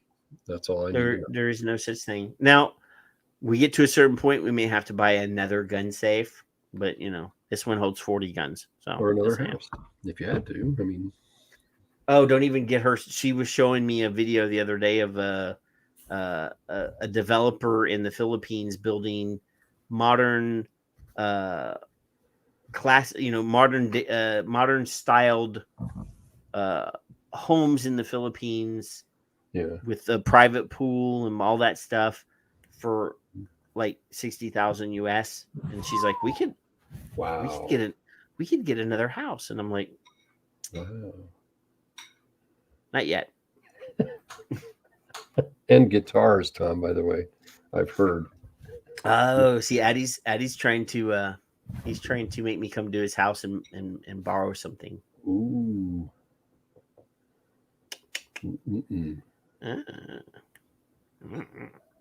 Anywho, and if you know that if your 1911s are all made by the same manufacturer, you can mix and match and change their looks and stuff. Yeah. It's like Anyhow, they're interchangeable. Nicotine has severe negative effects on the developing brain, as well as affecting memory, mood, and mental health. No, it does not. Yes, it makes memory better, it makes mood better, and it improves your mental health. But it doesn't have a negative effect. It doesn't say that. Well, No. it says has severe negative impacts on the developing brain. Yeah. Comma. That ends the lie thought. here. That ends the line here. The lie here, and it starts the truth here. Yeah. It does affect memory, mood, and mental health by improving them. Yes. So then we found down here. Oh, listen! These are new, Kevin. These are new. A variety of dangerous additives were also found in vapes, including nail polish, insect spray, and detergents. Dr. Gale said. Well, Dr. Kale's. I have not heard any of this before. Nail polish in your vape? Insect spray in your vape? Dr. Kale can type with their thumb in their ass. That's pretty neat. A person who vapes is 3 times more likely to become a vapor. Smoker. Show me. Now, if I went on Twitter, or if I published an article and I said that people that vape are 3 times more likely to quit smoking, which is almost an accurate statement. Yeah. Then somebody would challenge me immediately and demand to see my proof. The publisher or whoever was printing or publishing or writing that article would immediately demand to see that, right? Well, yeah. There's no hyperlink at the end of this sentence that for you to link out that has the proof that somebody that vapes is 3 times more likely to smoke or to become a smoker. Vaping has exploded in popularity in recent years, particularly among young Australians, as it doesn't carry the same stigma and price tag as cigarettes. Well, I know that they're very popular amongst old Australians. Bruni is here. Yep. Yeah, he's like 100. Yeah. Old farts vaping. Yep. Yeah. I mean, yeah. So Chinese-made vapes can be bought for as little as $20 at most convenience stores, and tobacco is compared to a packet of cigarettes for $50. I thought it was illegal to sell vapes at a convenience store in Australia. I thought you had to have like a prescription and you had to import the nicotine all by yourself and all that stuff. Patrick, when you're writing fiction, you can pretty much say anything you like. Okay, just checking. Experts say vaping can be particularly damaging for young people because it damages DNA. In mice? That it promotes tumors and can also cause a number of respiratory issues. Well, how does vaping damage your DNA? Can somebody please explain the mechanism of that? Well, when you have the roach spray and it's a fog, they think it's steam, which is vape. I mean, maybe if you vape like bug spray or if you vape like nail polish or, Tide what are you detergent. Vaping, Patrick? Cherry. What are you vaping, Kevin? Well, I'm vaping Raid. It kills bugs dead. 1 in 3 vapes sold in Australia contain illegal amounts of banned chemicals and may cause dangerous illnesses, including popcorn lung. Well, all in 3, isn't it? Not 1 in 3. If it's all illegal, how is it 1 in 3? 1 in 3 vapes sold in Australia. Well, because the 33% that are not included in that are probably people that legally import them. Okay. Maybe.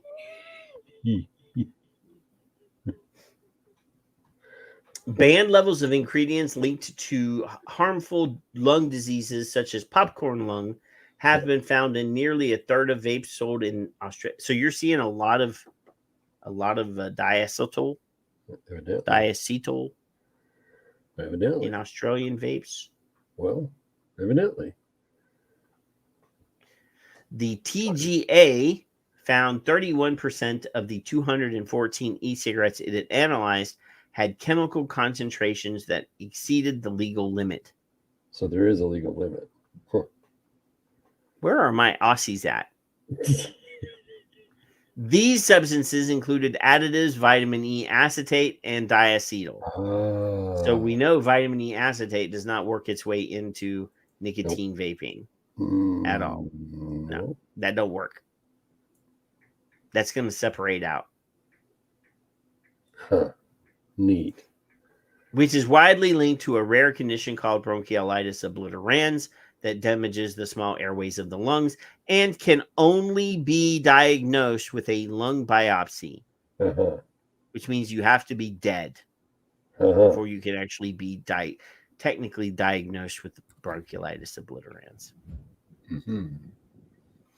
The disease is nicknamed popcorn lung because diacetyl used to be added to microwave popcorn as a food coloring. Not a food coloring, you moron. It's a food flavor additive. It has nothing to do with the color. I hate stupid people, Kevin. I think they've copied and pasted something from the United States for this one. The TGA also found 190 nicotine vapes it tested broke new labeling rules designed to warn customers of the potential dangers. Well, how can you have labeling standards for a product that's illegal for you to have? Right. Yellow 5. Ooh.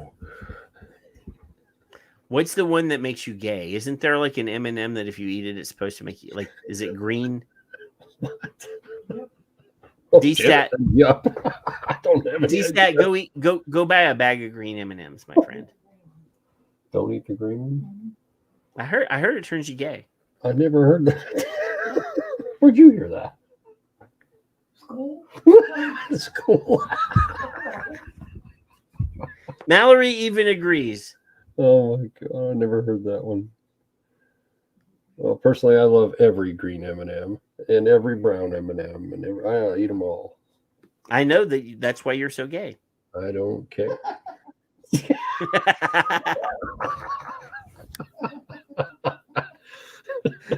This portion of the show has been brought to you by Jan's Giggle. I love that sound. I wouldn't. Don't go to bed, woman. You be nice, Kevin. Oh, I'm too loud. All right, I'm sorry. Get your fucking headphones on, douchebag. Oh my god. She's tired. E-Valley, which stands for e-cigarette or vaping product use-associated lung injury, is thought to be caused by vapes containing THC, a psychoactive substance also found in marijuana, and vitamin E acid. That is not true. And for the record, I'd eat the fuck out of them green M&Ms. And where is Chris defending this?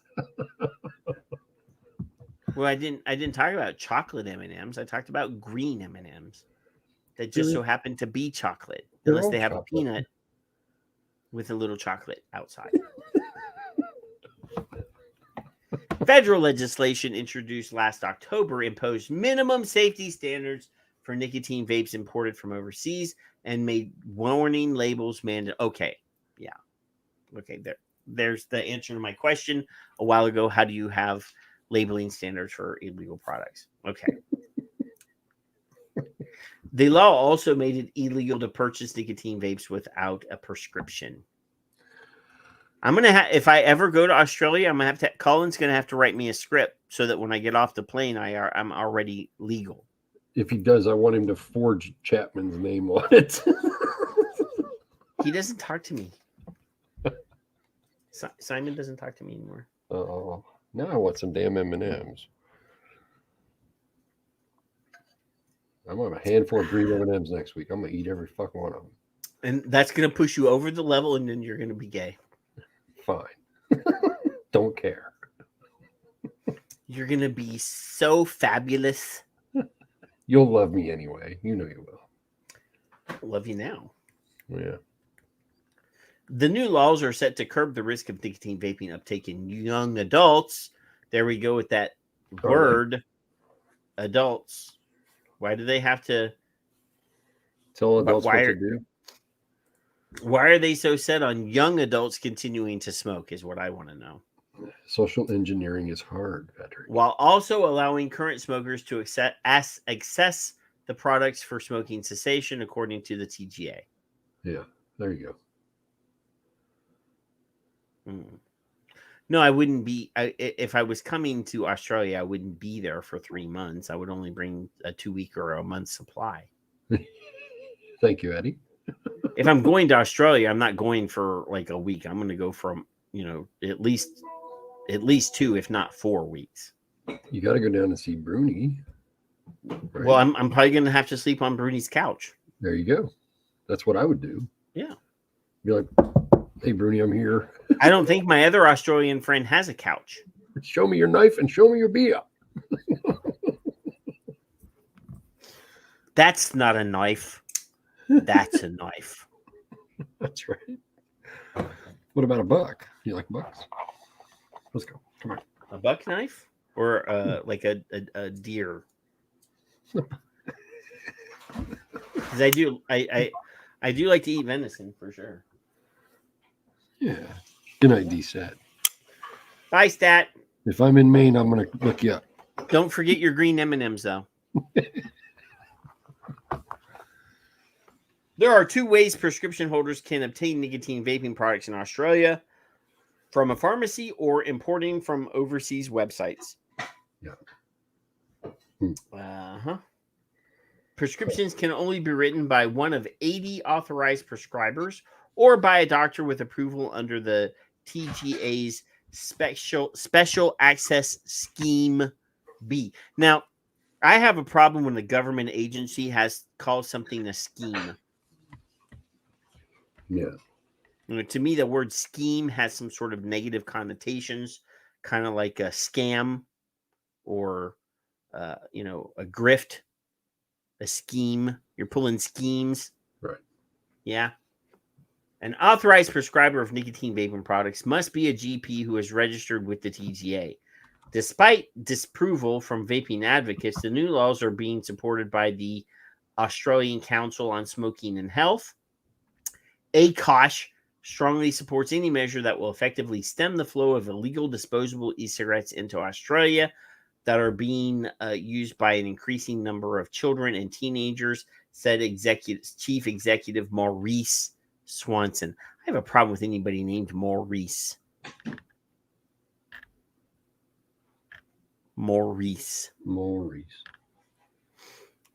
There is growing concern about the use of e-cigarettes amongst children and adults, or children and teenagers, excuse me. Mm-hmm. How long is this damn thing? Okay, I'm almost there. I'm almost done.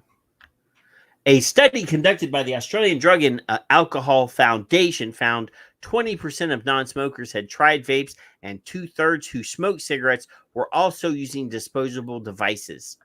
The alarming stats come despite a study showing vapes can contain paint, disinfectant, crude oil, and even a drug used to kill fish.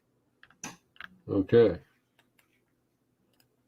That's even more considering the number or the things that they set up at the top. So that's like 7 new things that are found in vaping that I had never heard of before, Kevin.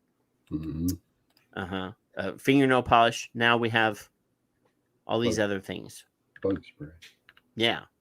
Bug spray and fingernail polish. And now we have paint and disinfectant and detergent was on that other thing. And now crude oil.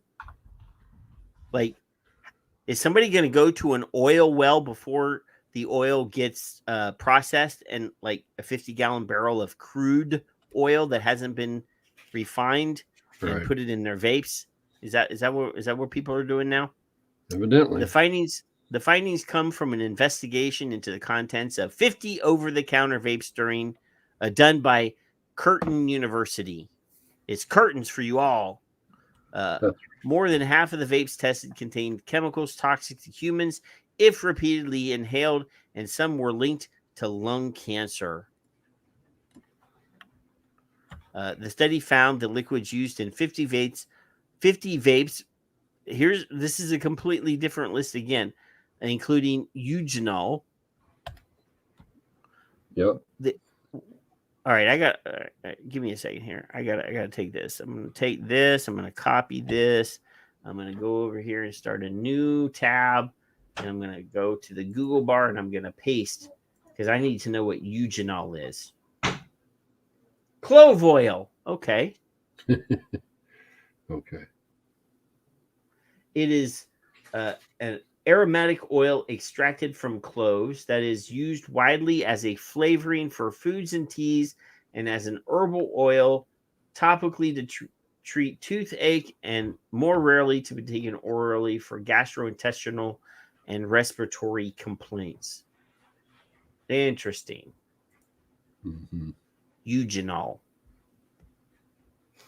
So found that in 50 vapes, probably on the left, eugenol, which is used to euthanize fish.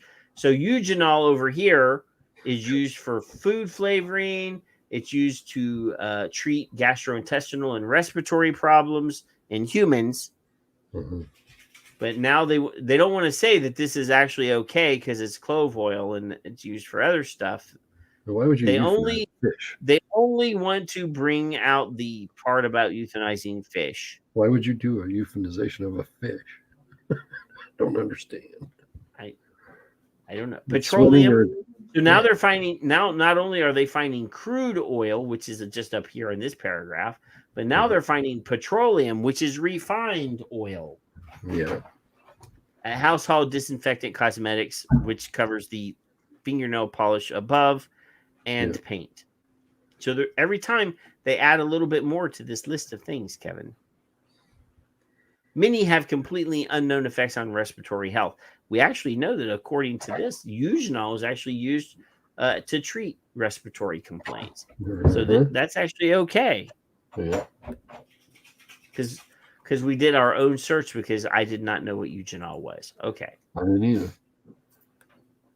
The sale of nicotine-based e-cigarettes was banned in every Australian state from October 1st last year, with people only able to purchase the vapes if they have a doctor's prescription. But vape vendors are sidestepping the ban by selling the disposable devices on the black market. Good. Huh. Interesting, Kevin. Because you know, we talked about the black market and how inevitable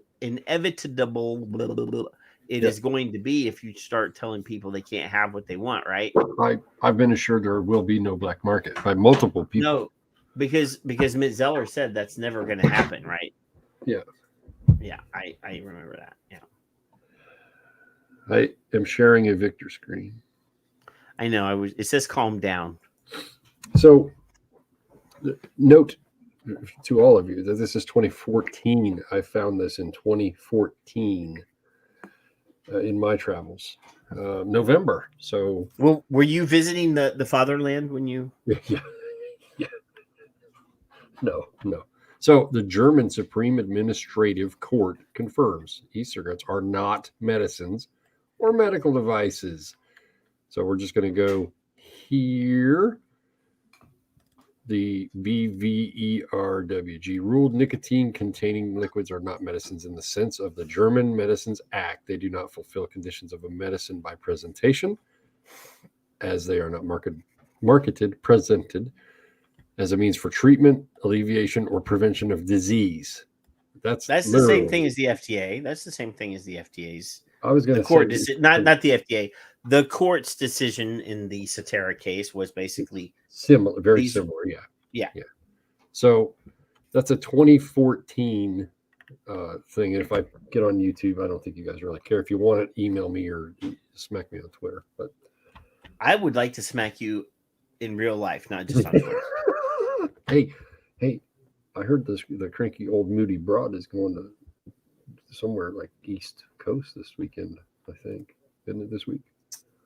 Well, I mean, she claimed that she was going to be here, and that she's not. Yeah, I know. So I'm just saying. All I know is it's not treating anything. Yeah. And See? neither are any other of the exactly.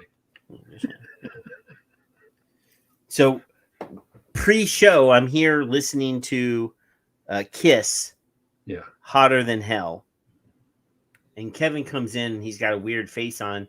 So I mute it and I'm like, what? And he's like, I was trying to figure out what song you're playing. And I'm like, Kiss, Hotter Than Hell. And what did you say, Kevin? Couldn't hear it. I couldn't tell. You said, who did you think it was? Britney Spears. I don't remember now. No, it was not. It was some other lame 70s band, but it was not Kiss. You leave me in my green M&Ms alone. I'm wearing the Kiss Rock and Roll Over t-shirt right now. I couldn't see that either. I have to adjust my eyes to you and your sounds when I get on. Well, I wasn't actually share screening, but a lot of times I'm playing the music on the share screen. That's true. So that when you come in, you can actually hear the music. Like Today I was just dumbass questions, right? Yeah. I was It alleviates that, yeah. Yeah. So, Plymouth girl, 14. I mean, I just want to remind everybody this is our president. But guess what? We got a lot to do. You gotta say hi to me. We go back a long way. She was 12, I was 30, but anyway. So just, I mean, did you notice that though? Like the people are cheering. 40 years worth of that shit, right? All right. Good job. The people are cheering when he says, I was 30 and she was 12. Yeah. I'm worried, Kevin. I'm not sure, Mr. Bashin, what you're saying. Non-smoking mother can't see why adult vapors. A Plymouth girl, 14, hooked on vaping. Non-smoking mother can't see why adult vapors would want other flavors. So he's a Plymouth girl. Yeah. Got hooked on vaping at 14, apparently, and her mother, who doesn't smoke, can't understand that adults like things that taste good. Okay, is that what that? All right. I mean, that's what I'm getting from that. Now, again, the Plymouth girl should never have been allowed to vape because she's 14 and it's against the law. And she, according to the Florida story we just finished reading a while ago, that's illegal. And they acknowledge that. And if the mother had been doing a better job at watching over her child, maybe she would not have, her 14-year-old daughter would not have been able to get hooked on vaping. Maybe. And I stand with Rob Roberts, who says that he cares about smokers because his wife died of lung cancer. And that's one of the things we're here for, is to prevent people from dying of cancer when there is an alternative that is significantly safer than smoking. Yep. And, if vaping had been around for a lot of people, the thing is even if they were around, there are people that still smoke. I have a friend that comes into the chat room all the time. His name is Aldis. Aldis comes all the time. He is a smoker, and he's, he says, I know that vaping's safer and better, and I'm just not doing it. Vaping needs to be here in some form. Choice. To help people not die. Choice. It's that simple. It's very simple. If you take away people's safer options, the only thing left is the thing that's going to kill them. And we have done all the science in the fucking world.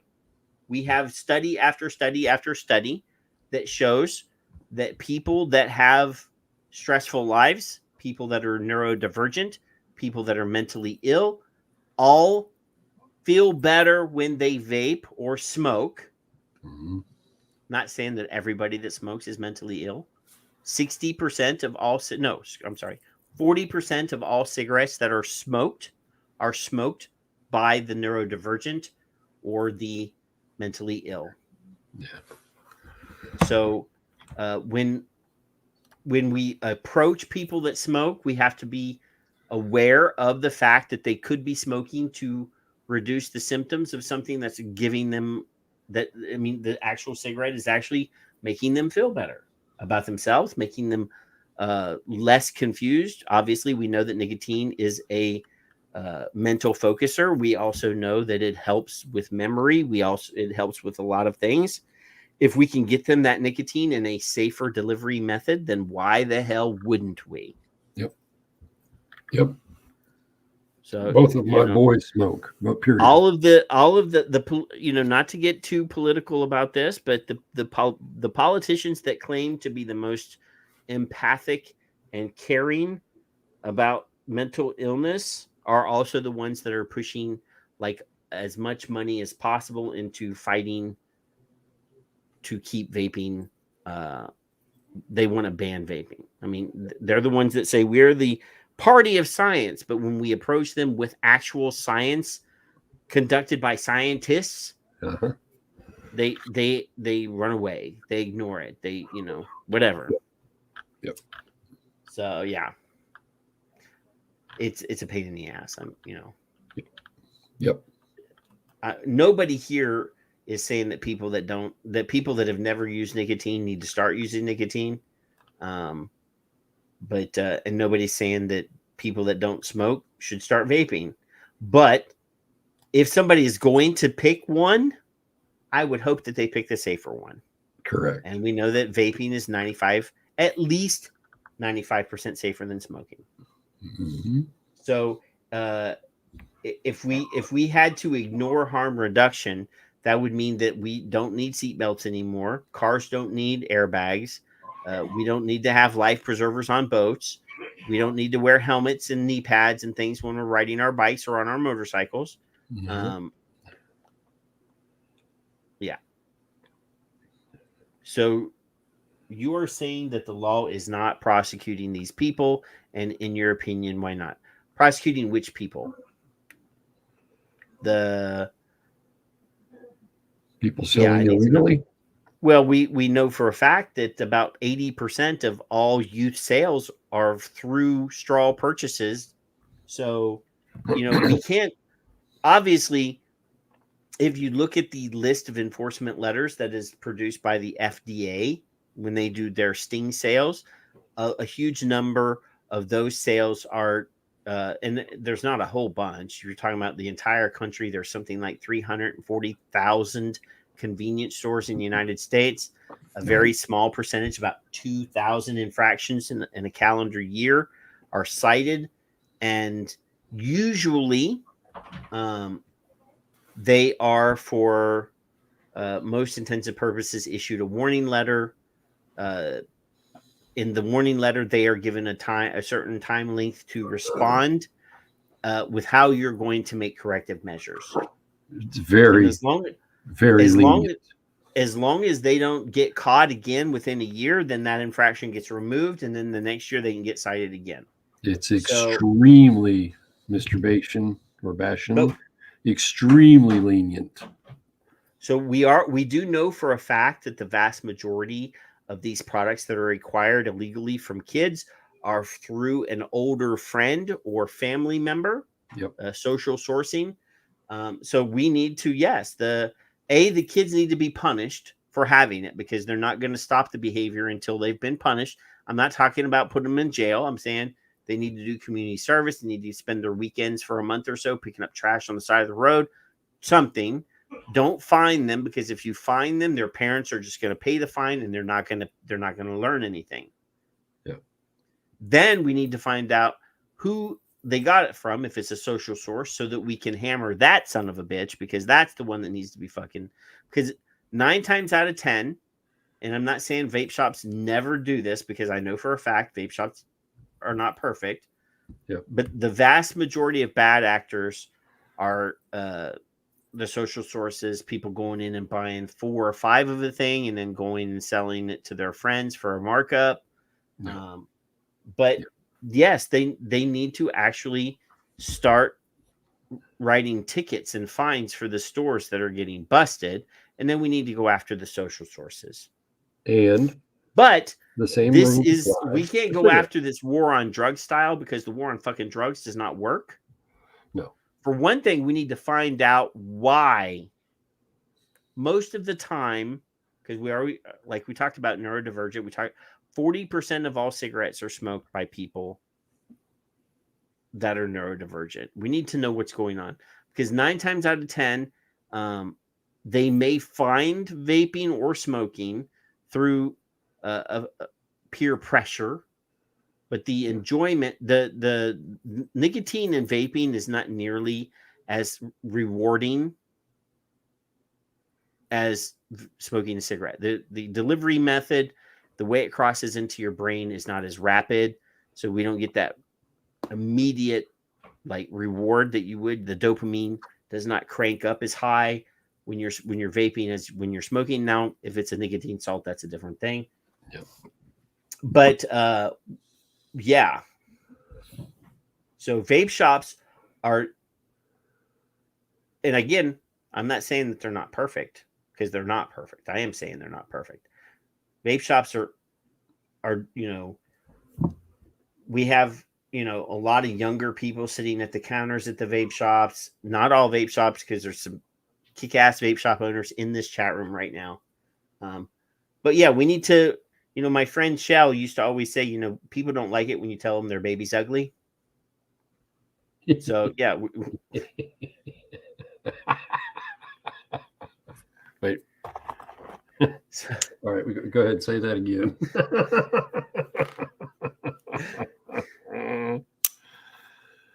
Yeah. So yes, Mr. B, the irony of this is that the cigarette sales when I was a kid and I was 9 walking in and buying cigarettes are no different. They're exactly the same rules because vape is allegedly tobacco. Now, Kevin, what? I mean, when you were 5 and you started smoking, 9. Dad was 5. That was on a bet. The old guy at the general store when you were in there, right. All you had to do was say these are for my dad, and he would sell you cigarettes, right? Of course. So and yeah, they get it. And my dad would be pumping gas, and he'd yell at me to go into the store and buy him a pack of cigarettes. And when I was in there, the clerk I would go in and say, my dad wants me to get a pack of Salem's, and I need a pack of Marlboros too. Yeah. And my dad would wave at the convenience store guy, and the guy would sell me a pack of Marlboros and a pack of Salem's for my dad. My dad did not know that I had acquired a pack of Marlboros while I was picking up his Salem's. So, Mr. B, I appreciate your interaction with this, and I'm going to say this, and Patrick says the same thing every time. There's something called the Sign-R Amendment, which no one cares about. No one does care about it. It's access, compliance, and enforcement, and you mentioned the Sign-R Amendment to a politician. They glaze over. They don't even like. Most of them don't even know that it exists, Kevin. And they don't and care. Their staff members are not going to remind them, oh, by the way, our enforcement law has a 20% failure rate built right into it. On purpose. Yeah. It originally wasn't 20%, Kevin. What was it? It was lower. And then they adjusted it 2 years after. For funding. Yeah. It's adjusted for funding, right? Yeah. Right. So there are accidental. See, I quit in 2010. And me. Because I had promised my wife that I would quit smoking, and I had put it off and put it off and put it off. And we were at the mall, and there's a kiosk there with a cig-alike, which I still have somewhere over in this. Yeah. Over here. I paid $150 for a cig-alike with one fucking battery, Kevin. Yeah. Uh-oh. You see what Mark says? He's wearing the I hate you shirt, I think. I don't like you. I don't like any of you.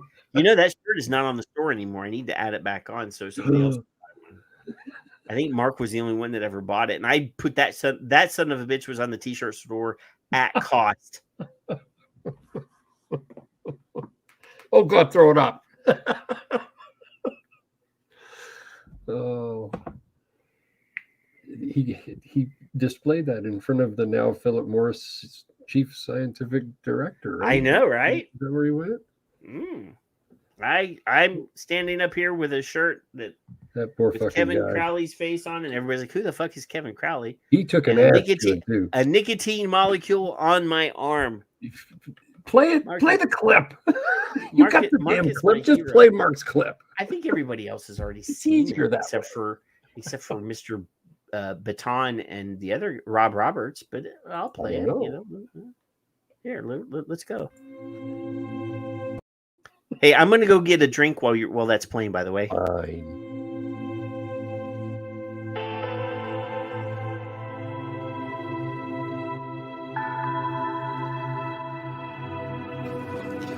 Locally, my clients are physicians, nurses, single moms, couples, multiple generations of families, seniors on fixed incomes, disabled, veterans, residents of assisted living facilities, and teachers at the local elementary, middle, and high schools. Most are dealing with serious issues other than their smoking habit, further degrading their quality of life and their ability to quit smoking. From 18 to 96 years old with an average age of over 40, nearly all referrals by other successful clients. Most have smoked for decades, the result of the 93% failure rate that they've been stuck with. They don't believe you and don't trust you with damn good reason. You will never reach these people. They know you don't care and they despise you for it. I greet them in a t-shirt, this one with Kevin Crowley on it, and blue jeans, and a nicotine molecule tattooed on my forearm.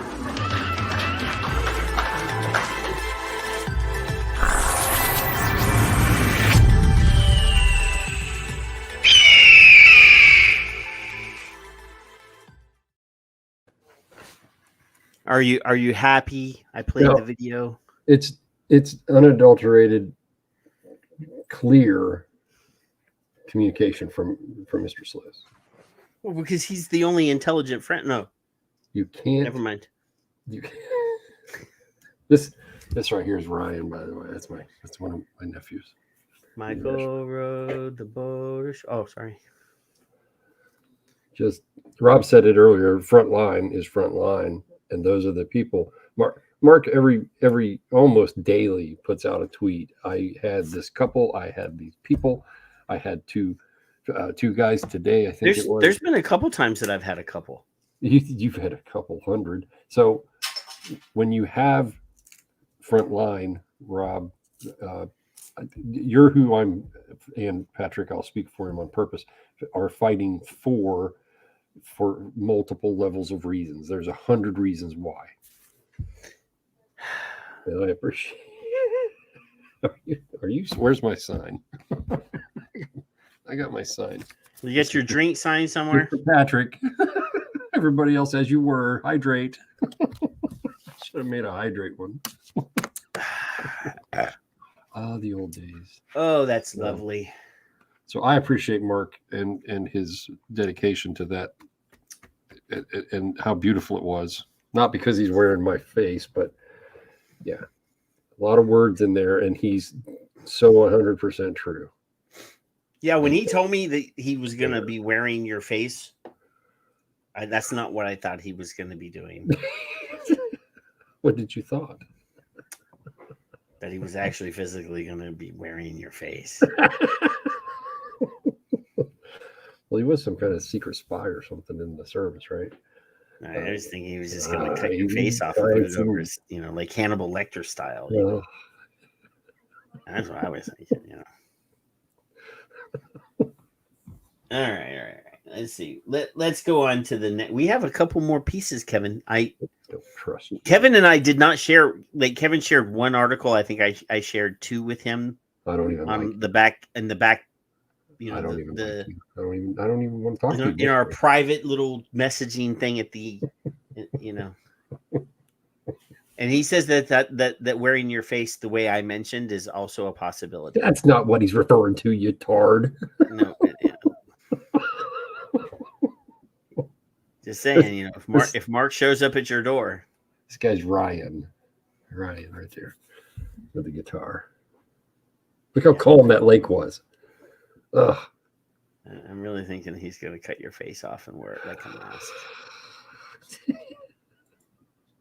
So we mentioned at the top of the show that Maine is not going to follow through with their participation in the $420 million or whatever settlement with 33 states, right? Yeah. So in other Juul news, Juul has decided to sue the F out of the FDA for documents. Did you see what I did there? Mark.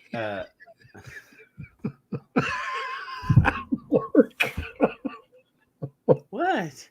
Oh, Mark.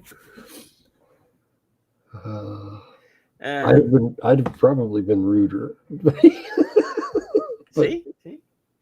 So Juul is suing the FDA because they want the documents that Juul or that FDA is using to justify their attempt to ban Juul and not approve their PMTAs. Yeah. So this claims this is a 2-minute read. Let's see how long it takes us. There's a stock photo of a person using a Juul that he's holding together with a rubber band because apparently the Juul is not made very well. There's a rubber band right there, Kevin. I'm just saying. See that. And Mark says he loves your face. Oh, just as much. Juul Labs has sued the FDA over the agency's refusal to disclose documents supporting its order banning the company, which has been blamed for fueling a teenage vaping crisis, from selling e-cigarettes in the United States or the U.S. market. In a complaint filed on Tuesday with the federal court in Washington, D.C., Juul accused the FDA of invoking the widely abused deliberative process privilege to improperly withhold scientific materials that are central to understanding the basis for the June 23rd sales ban. I got to scroll down more. Juul said, I don't know why they have to make so many ads. I mean, I understand they got to make fucking money, but come on. Money. Juul said the materials would show whether the FDA conducted a legal required balancing, of the public health benefits and the risk of its products, including claims that they help smokers quit cigarettes, and whether the agency's reasoning was scientifically sound. They, remember when the she was 30 and or I was 30 and she was 12 guy said that he was going to follow the science. Remember that, Kevin? Oh yeah, I heard something about that. I seem to remember he said that. I'm going to follow the science. Anyway, the public deserves a complete picture of the scientific facts behind the agency's most controversial and closely scrutinized decisions in recent years, Juul said. There's some women in bras there. An FDA spokeswoman declined to comment, saying the agency does not discuss pending litigation. Juul accused the FDA of violating the Federal Freedom of Information Act by withholding a majority of the scientific disciplinary reviews underlying the sales ban. It said it filed an administrative appeal through the agency, but the FDA missed a September 13th deadline to resolve it. A federal appeals court temporarily stayed the sales ban on June 24th. And then here's a link to it's a chess game. It's a chess game. Well, no, it's a who can write the most checks, not chess. But it's a chess game. The Information Act should give them clear answers that they should have already had to begin with. Well, no, they don't want. See, they don't want to follow the administrative request. because then it would show that FDA has no fucking idea what it's doing. So they can claim that if they turn that information over, that it would give too much information about their regulatory scheme and how they are enforcing or how they are reviewing this information, and give too much information to the regulatees by the regulator. You said incompetence wrong. I did. All I know is FDA does, Kevin, how many times do I have to say this?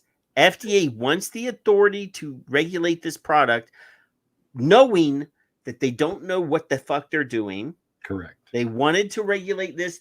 They're still butthurt that Satara happened in 2009. Right. Oh yeah, of course they are. And because they wanted to regulate vaping as a medical device, because that is what their bread. They at the time of that court case, they had no authority over tobacco. Right. None. Right. They wanted to regulate this, but they wanted to regulate it like something that they already know how to regulate. Medical devices. Combination medical devices, what they were attempting to regulate this as. Mm-hmm. And the judge said, well, since they're not advertising themselves as a treatment for an illness or as a medicine, you cannot regulate them as a medical device or as a medical product. You may attempt to regulate them as tobacco. Yep. So there are a lot of people that think that the judge said that they could regulate them as tobacco. Well, he said you might be able to try.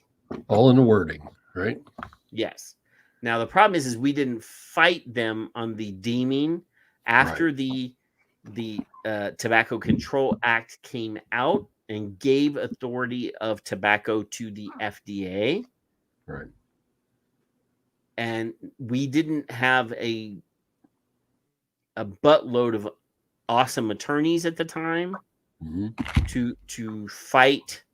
Nowhere near enough. But we knew in 2014 when they released the deeming.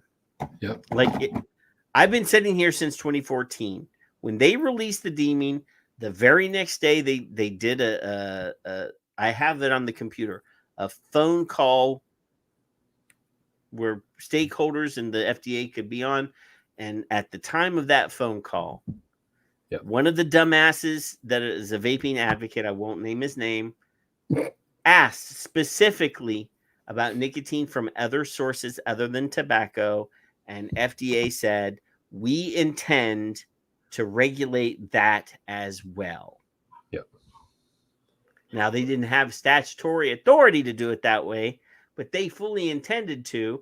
And then they just got a friend that's a congressman to write the bill that just got passed last year.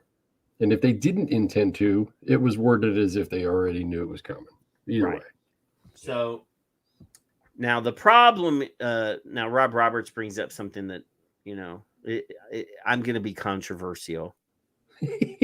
Demetrius and I agree 100% on this. And he's, we stand together on this one. 3 different things: vape shops, disposables, and kids vaping drugs. Well, as an industry, we put the dildo up our own asses when we started selling CBDs. We started selling combustible pre-rolls. We fucked ourselves. People in this industry I know needed product to put on shelves to keep people coming in, but we should have been very clear and divided ourselves clearly and made sure that we didn't get drawn into that world. So now we can't separate ourselves because vape shops sell CBD vape products. They sell in states that they're legal. Hemp pre-rolls, vape shops, are doing it to themselves. As far as disposables, when Juul first came out, they were going to vape events, and they were wooing vape shops, and I know quite a few vape shops that had Juul displays on their fucking counter. Yeah. So, yeah. Disposables are here to stay. I know vape shops sell them. Those bars or whatever they're called, you know. Yeah, they do. Mr. B, good observation. So good yeah. point. Yeah. I think it's yes. Well, there's multiple, you know, there's multiple reasons why there's rises of mental issues. But yes, that's probably it doesn't, you know, it people that used to not get we didn't have near when I was a kid, we didn't have all these kids that were on 15 different medications at school and have to go to the nurse, the school nurse every day to pick up their meds. No. Because we were all fucking smoking. There was a smoking area in my high school. So that's how old I am. You are old. And Kevin used to, you know, the smoking area was right outside the cave entrance. Woodshed. when Kevin was in school. That's right. That's right. And Ed's the cave. Stella Artois. Stella Artois. Okay. That's my Careful, second man. favorite beer. All right. Second favorite. My first favorite is a beer called Duval, and it's like $18 for 4 bottles. Yep. And I'm too fucking cheap. Yep. And I should have gotten it today because my wife was not with me when I went to the store, and she would not have killed me. See. Know, yes, right? Mr. B. Well, then you should, when they come in and are looking for a disposable, you should try to upsell them to a refillable pod. Yeah. Yeah. I bet it does. There's the lovely Janine. Janine, I was being very bad. I was being very bad today. And Oregon. I apologize in advance when you watch the replay, especially the segment about green M&Ms. Oregon. Yeah, I just enjoyed a peanut butter stout. She's in America now. She's not in the Canadian ass end of the world now. She's in real civilization. Oh my goodness. The country just got better. What? I'm just saying, you know. I mean, it is Oregon. It is Oregon. So yeah, the you know, anything, you know, is an improvement in Oregon. I mean, come on. Well, I don't know my geography well enough. Is she anywhere near the cranky old broad? Because no. Oregon's up there by Washington State. It's over there it's West Coast. I mean, it's still like hippie hipster land up there, but you know. All right. Well, she needs to come to Texas. I'll take her to the gun range. You come to Ohio and do that. If we have better ranges in Texas, and barbecue, and we have a gubernatorial candidate who has written poems fantasizing about killing little kids because they're happy and he's not. So, yeah. See, she's just outside of Portland. Portland. You are. If anybody tries to stop you from coming into Texas, you tell them that I said that you could come into Texas. Well, you're not welcome to Texas. Say, Patrick said I can come. And they'll say, oh, yes, ma'am. There's like no rules in Texas. You can go. We can. Who doesn't welcome you in Texas? We have tons of awesomeness in Texas. Your awesomeness would mix well with our awesomeness. Look, Mark's got a gubernatorial. Gubernatorial. That's a term for candidate for governor. Good. Get rid of wretched. Yeah. See, I don't know why you would think that you're not welcome here. Right. We love lovely people, and you are a lovely person. Tell them I said you could go.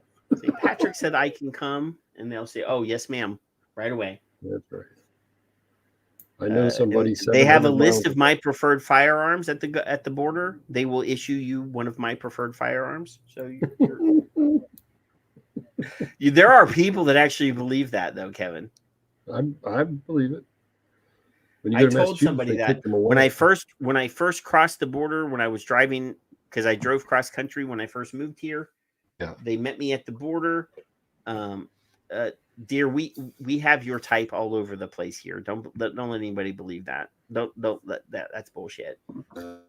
Smart, intelligent, wonderful women. We have tons of those. Right. Exactly. And you would fit right in.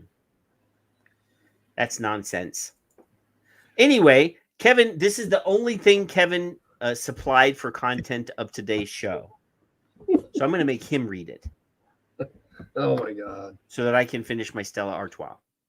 Between nicotine vaping uptake and cigarette cessation vary by smokers' plans to quit. Longitudinal findings from the International Tobacco Control ITC 4-country smoking and vaping survey. So there's 4 surveys. Now, I do not recognize the names. I don't know any of There's Karen A. Kaza, David Hammond, Shannon Gravely, Richard J. O'Connor. Now, I saw this name and I'm like, I have to say this name. Gangmeng. Catherine East, Ron Borland. Excuse me. That was a Stella Artois right there. But I couldn't find anything that I had in my files of him, so I don't know. Just random people doing a survey or doing a finding of surveys. And this is brand new. This is published on the 15th of September of this year. Yep. It says this article has been accepted for publication and undergone full peer review, but has not been through the copy editing, typesetting, pagination. So it has not gone through the pre-press process to make it look pretty when you read it. But otherwise, this is cool. So instead of being edited for content or no, that pre-press, that's all just pagination, pre-press, and design to make sure that it looks pretty on the screen. Is that all that is? Yeah. So most population studies that evaluate the relationship between nicotine vaping and cigarette cessation focus on limited segments of the smoker population. So they evaluated uptake and cessation considering differences in smokers' plans to quit, which you guys have been talking about in the chat. And we've talked about accidental quitters plenty of times. We know quite a few. Yeah, accidental quitters. 2016, 18, and 20 are the surveys that were conducted. U.S., Canada, England, and Australia, which actually impressed me because that's the largest landmass that I can. Well, England's it is a prison colony and it's mostly empty. Right. I mean, if you've ever looked at the population centers of Australia, it's all the edges and there's nothing in the middle. I know. Well, there's something in the middle. You just don't. Well, there's a desert in the middle, and nobody actually lives there. But I think Bruni's in the middle. I don't know. Bruni's on the outer edge. Adult daily cigarette smokers who had not vaped in the past 6 months at baseline had participated in 2 or more consecutive waves of the survey. So plans to quit. 2,800 and something, because I can't see it under your arrow. Yeah, 2,815. 2,815 people. Plans to quit cigarette smoking at baseline within 6 months. Beyond 6 months, not planning to quit. And a follow-up within 6 months versus not within 6 months. So they still word it funny. Cigarette smoking cessation at follow-up versus daily, weekly, monthly smoking. Interwave vaping uptake, and a lot of other numbalizing. Generalized estimating equations were used to evaluate whether interwave vaping uptake was associated with smoking cessation at follow-up and with planning to quit at follow-up, each stratified by plans to quit smoking at baseline. 12.7% of smokers quit smoking. Now, That's, to me, low, but that's what they got. Smokers not initially planning to quit within 6 months experienced higher odds of cessation when they took up daily vaping, 32.4% versus no vaping, 6.8%. And then there's adjustments in math. Among smokers planning to quit, cessation rates were similar between those who did and did not take up daily vaping. Though we could not account for potential use of cessation aids, so they didn't know evidently whether there was other things being used at the same time. Slapping 2 patches on at a time, things like that. Right, which is a suggestion for those of you who still smoke. You can use guarantee you, if you're planning on quitting smoking and you only have the patch as the option, 2 yes is better than 1. Yes. Most definitely. Every scientific study that we've looked at about patches indicates that higher doses are more successful. Higher doses. High doses. Dangerous is not in the. Don't put them both on the same arm. Correct. Or on the same butt cheek, or wherever you put them. So they work. They work regardless of where you put them, Kevin. You know that, That's right? right. That's right. Except your eyeballs. Just don't roll them up and smoke them, because they don't stay lit. Nothing on the eyeballs ever. So daily vaping uptake was associated with planning to quit smoking and follow-up among those initially not planning to quit. Me. So their conclusion is uptake of nicotine vaping appears to be strongly associated with cigarette smoking cessation among smokers with no plans to quit smoking. Now, that all by itself should tell anybody in the field of helping people stop smoking that this is a serious option. It's not like it's a fad or a joke or something silly that children do. This is actually working. Excluding smokers not planning to quit from studies on vaping and smoking cessation may underestimate potential benefit of daily vaping for smokers. And I don't very often go too far without it, but I can actually go to the store and screw around for 3 hours at Kroger with her and not really be concerned about it. It's not as I couldn't leave without a cigarette. I'd turn the fuck around. Kevin, you're doing it wrong. I am. If you spend 3 hours in the grocery store, you're doing it wrong. So what you have to do is make a list. Well, we got a list. And divide everything up amongst what aisles they're on. You should by now know what's on what aisle at your store. Develop a battle plan. Develop a battle plan. And if your wife is easily distracted, just leave her ass at home and go get everything on the list. And then we did that during COVID. Now, Janine, I have to address this. Janine says, I guess I was doing it wrong. The patch helped me quit for about 3 months, but then she was back to smoking after that. The problem with that is you probably were following the suggested step down. Yeah. Which is a mistake. That protocol is not designed to be successful. You just keep where, you should be using a maintenance dose is what we would call it, and just stay at whatever level is working for you forever. Yeah. That's, we know our brains work better with nicotine than without anyway. So a maintenance dose is what you need. So Richard was using very high dosage patches, as well as other oral nicotine products. Yes. To work with his. Now he is neurodivergent. He's schizophrenic. He's been on the show. He's talked about his issues, and he knows what works for him. And Mowgli said that he quit because the FDA told him to go watch birds to occupy his brain. Now, I don't know if he's a bird brain or not, though. Yeah. So this... You notice that my Stella Artois is like a nebula. You see that? It's got stars in it and stuff. Look, calm down, will you? Where's my share screen? I don't know. On your desk? Where's my Victor share screen? Rub it, make it bigger. Rub it harder. Yeah. Rub it. So I wrote this in 2019 when I pretty much saw it. Just because some of you guys don't know. I don't know shit. I know little about it. Higher nicotine levels are safe. Not could be, I got the pretty picture. That's my picture. Your best bet is to go and just order the maximum nicotine dosage patches from China. They're cheaper anyway, and they're like 48 milligram. Yeah. And the US patches are like 17 milligram. They're some fucked up number. No, Mallory, there's no such thing.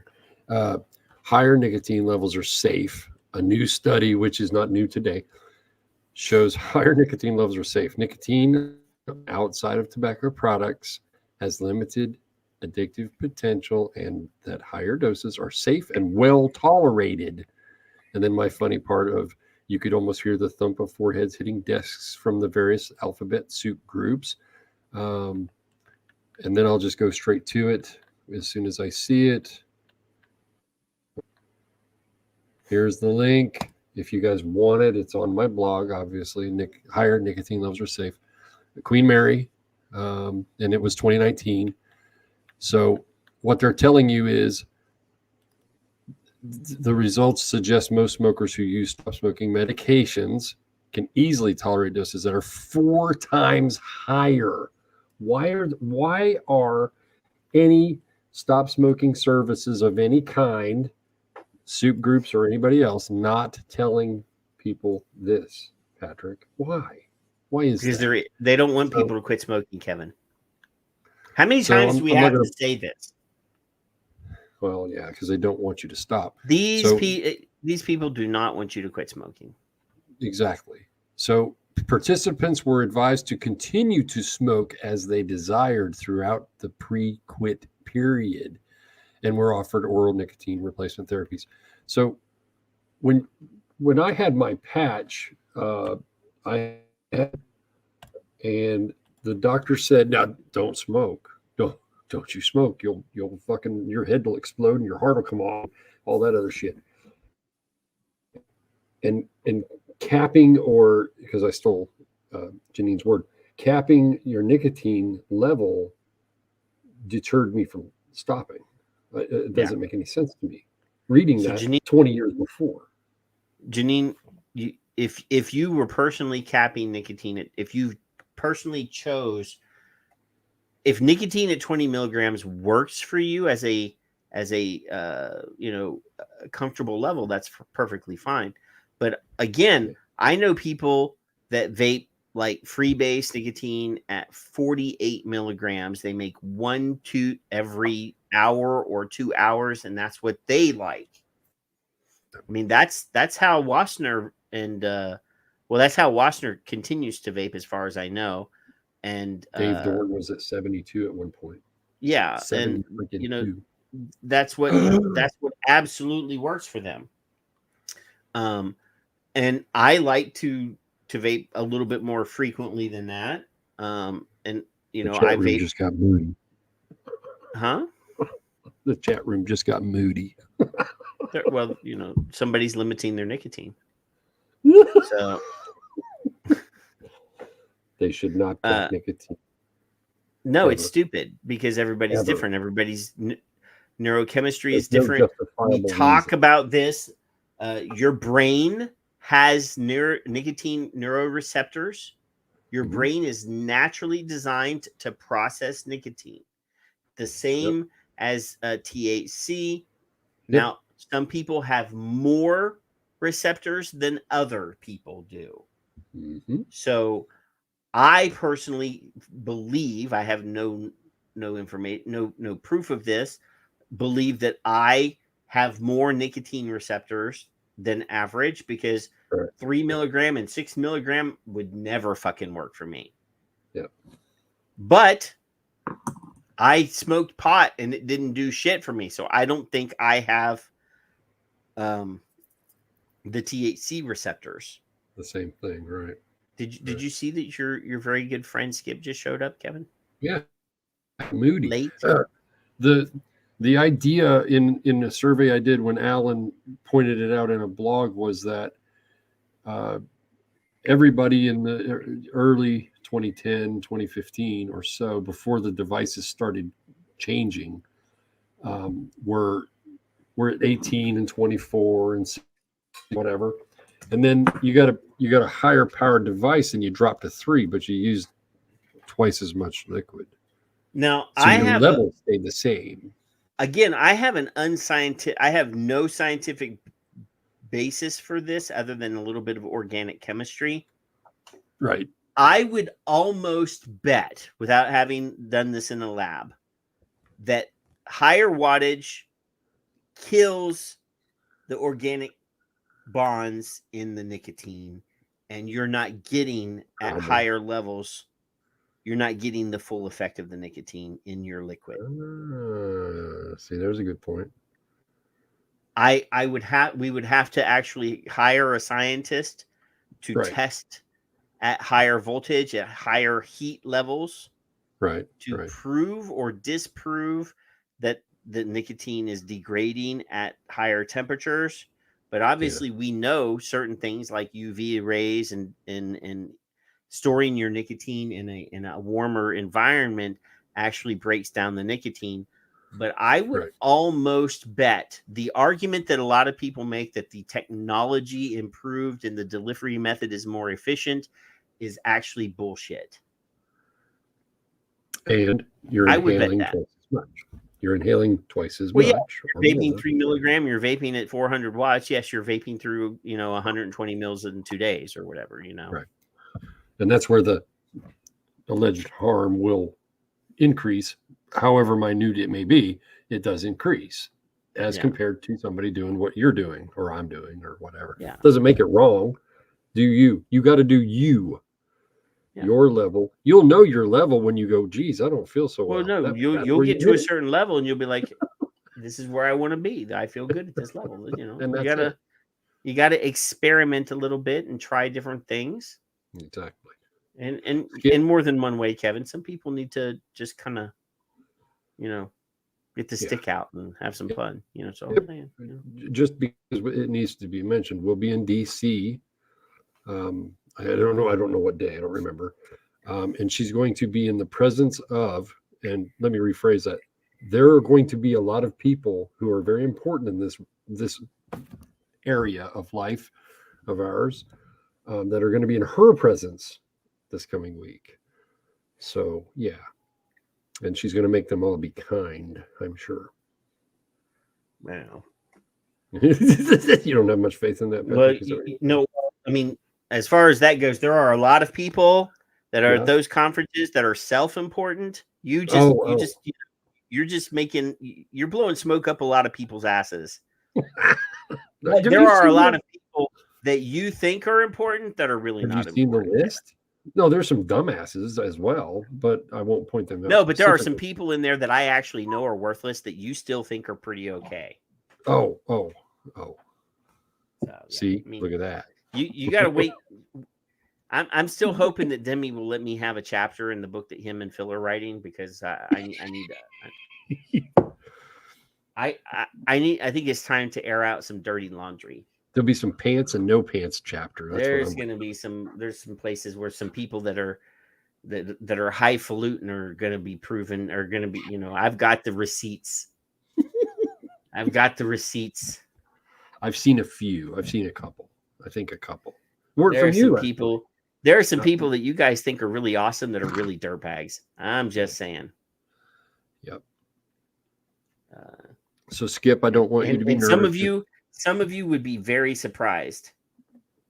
The one thing that I was referring to. No, well, there are certain things that that some of the people in this chat room don't know, Kevin. Yeah. I have given you some behind the scenes stuff, and I don't know a tenth of what Phil that Dimitri knows. Phil loves everybody. Yeah. You could stab Phil in the back, and in 2 days he'd be like hugging you, thinking and treating you. Thanks for not killing me. He's just a very nice person. I'm a vindictive motherfucker, and I remember everything. Everything. I expect nothing but beautiful things out of Skip either way. No, the day that we know, the day that we've either lost, and there's no fucking chance for us to win, is one of the days. The other day is if we win and we have no more worries, and people start having their own fucking ticker tape parades and shit. That's the day we're gonna fucking start sniping people too. Yeah. See, these clusterfuck vape bans are beautiful because they just saved my tank. I know. I think we're out of those. I still have to send Judy G some because I thought Andrew had done it, but Andrew lied to me. What? Because she said she never got any. So I'm gonna have to figure out a way to send some vape bans. I'm gonna have to send some vape bans to the UK. And the thing is the package is gonna be so light that the package is gonna be so light that it's gonna be like I'm gonna pay like $20 to send like 4 vape bands, and it's gonna be like, well, this is like half an ounce, this is 0.00 of an ounce or whatever, but you're still gonna have to pay $20. International first class or something, maybe, because it's fucking international. Shipping is crazy right now. But anyway, Kevin, speaking of following the science, should we? Yes, this is from Inside Sources. And this is by Todd Johnson. It was just published 2 days ago. This is in the opinions section. It says Biden's FDA should heed own advice and follow the science on vaping products. Yes. So it says, as President Joe Biden, this guy right here, Kevin. But guess what? We got a lot to do. Gotta say hi to me. We go back a long way. She was 12, I was 30, but anyway. Just that guy.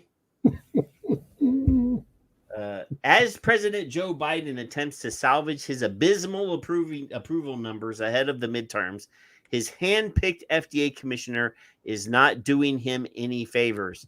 After a series of blunders regarding the recent baby food shortage, and now an anti-science strict prohibition stance on nicotine products, the FDA is backpedaling in an attempt to maintain what is left of its credibility, Kevin.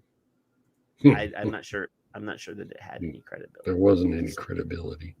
Yeah. The latest move is in this cleanup attempt came when the FDA announced the Reagan-Udall Foundation is being brought in to review key offices in the FDA, the Food and Tobacco Departments. While technically independent, Congress created this organization to advance the mission of the FDA and has often shared close ties to higher-ups in the agency. With Democrats in control of both the House and Senate, it is unlikely the group will hold the the Biden-led FDA accountable for its many mistakes and missteps. If the FDA hopes to return to its mission and avoid potential investigations under a Republican Congress in 2023, it should refocus on science-based public health over media games to boost public perception. In September of last year, the FDA received a whistleblower complaint regarding contamination in a baby food plant, formula plant, warranting an investigation and potential recall. It took the agency nearly 4 months just to request an interview with the whistleblower, and once the recall was established, the FDA had few plans to supplement the shortage. Considering 80% of all baby food formula inventory is supported by only 2 companies, one of which was subjected to the recall, the shortage was inevitable, yet the agency was somehow caught off guard, and babies across the country were put in life or death situation. So here's the thing: is obviously my wife is from the Philippines. I have a friend that's married to a woman from Singapore, and they just had a kid. They were having baby formula boxed up in Singapore and shipped over here. They were buying crates of baby formula and giving it away to other parents that they knew that needed it because of this baby formula shortage. Wow. And technically it's illegal for them to do that because the FDA has very strict regulation on baby formula.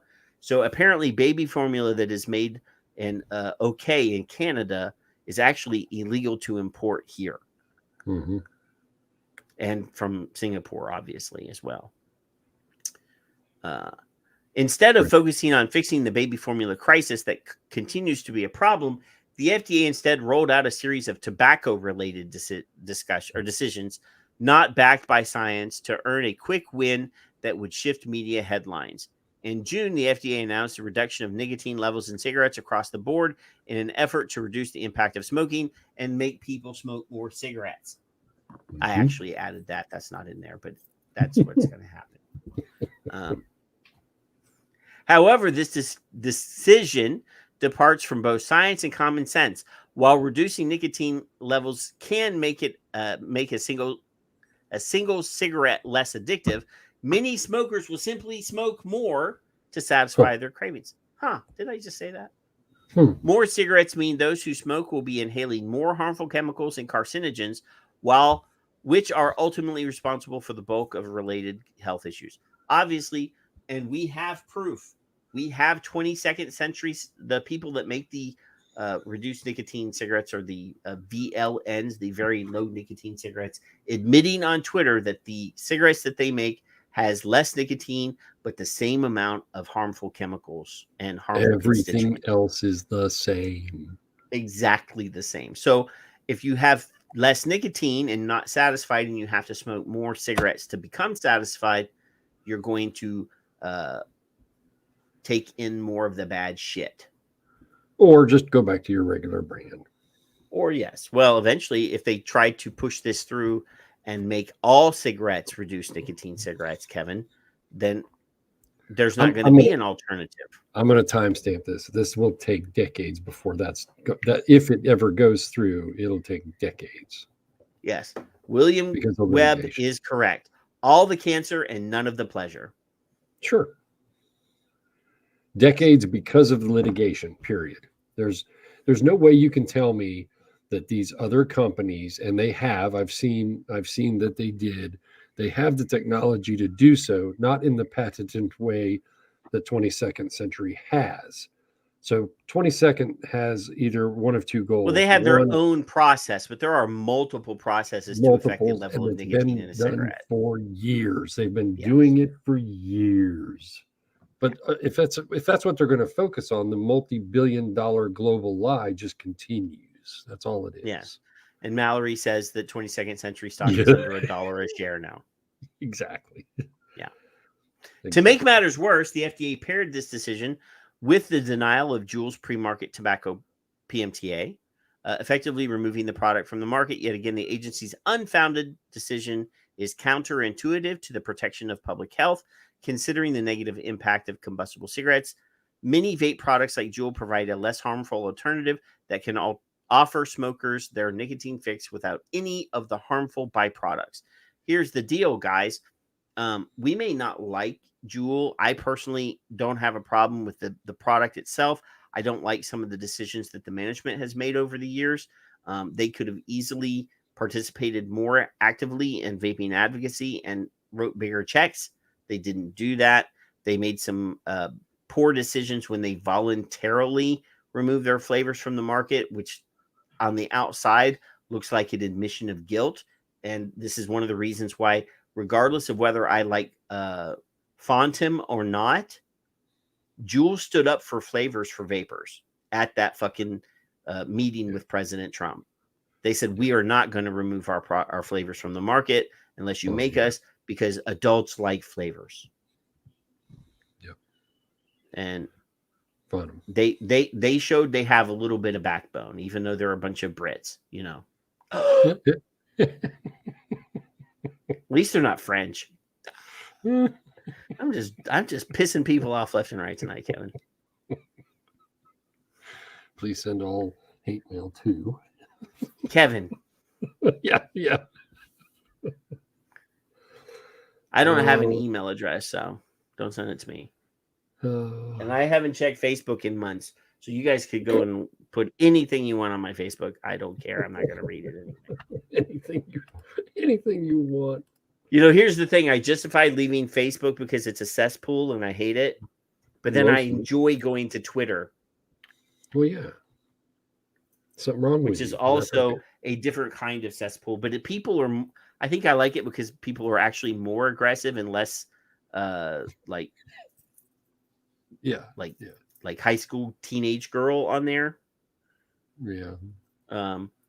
These two actions have driven many Americans from across the political spectrum to question the FDA's motives, and the agency has since issued an administrative stay on their decision after they said the unique circumstances of Juul's application warranted additional review, and a federal judge told them to. Mm-hmm. Don't forget that part. The last two pieces that we've read about this have made it seem like FDA came up with that by themselves. No. If the FDA's decision was not based on a full and thorough review of the application and available evidence, it begs the question, why did the agency announce its decision in the first place? Because they needed the press. Yeah.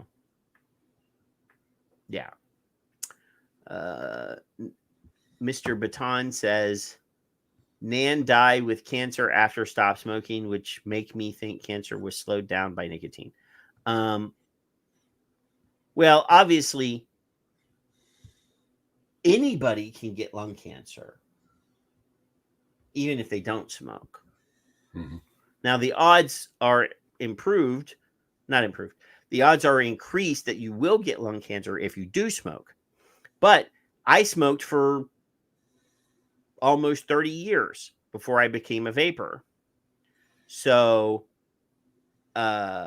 even though I haven't smoked a cigarette in 12 years or 11 years or so, I still have there is still a chance that I will get cancer in the future.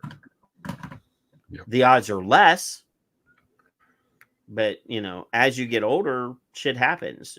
I know people that have cirrhosis of the liver that never fucking drank alcohol, but we sort of tie cirrhosis in with alcohol, even though there are other things that cause cirrhosis. You know what I'm saying, Kevin? Right. Yeah. Yeah. Yes, a recent study says car fumes could be a cause of cancer. Right. But any number of things can cause cancer. Heart attacks. Yeah. There are some people that eat a pig every day and never get a heart attack, and then there are healthy people that make all sorts of correct health decisions and still get a heart attack. So shit, everybody's fucking different. I think you and I had this discussion, maybe privately. It's been a while.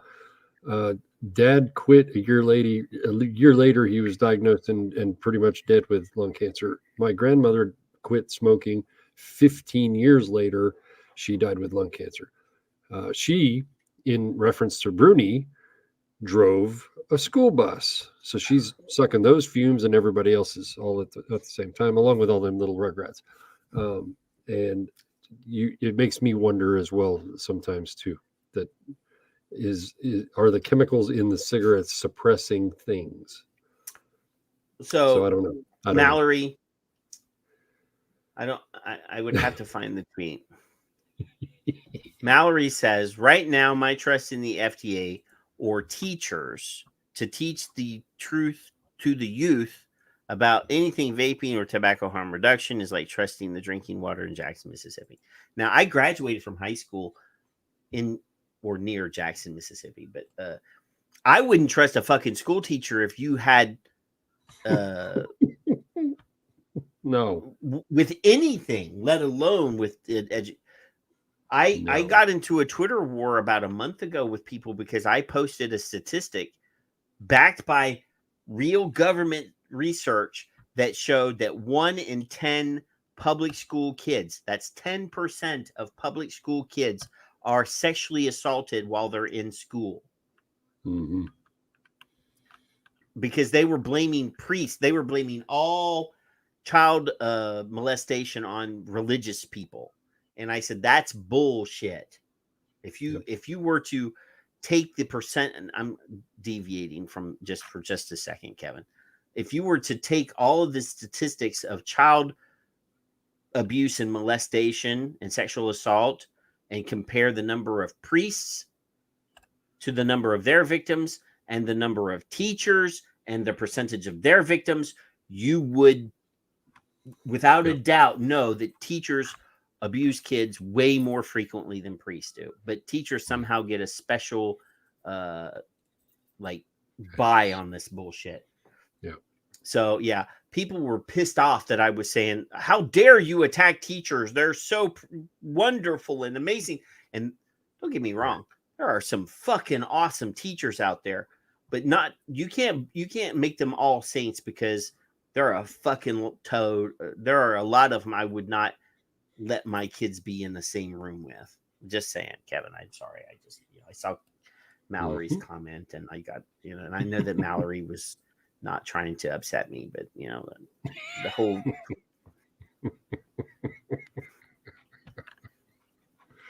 the moral of the story is there's good people and bad people everywhere. Yes. Everything. Everywhere. I don't have the patience to be a school teacher because I can't beat the shit out of them.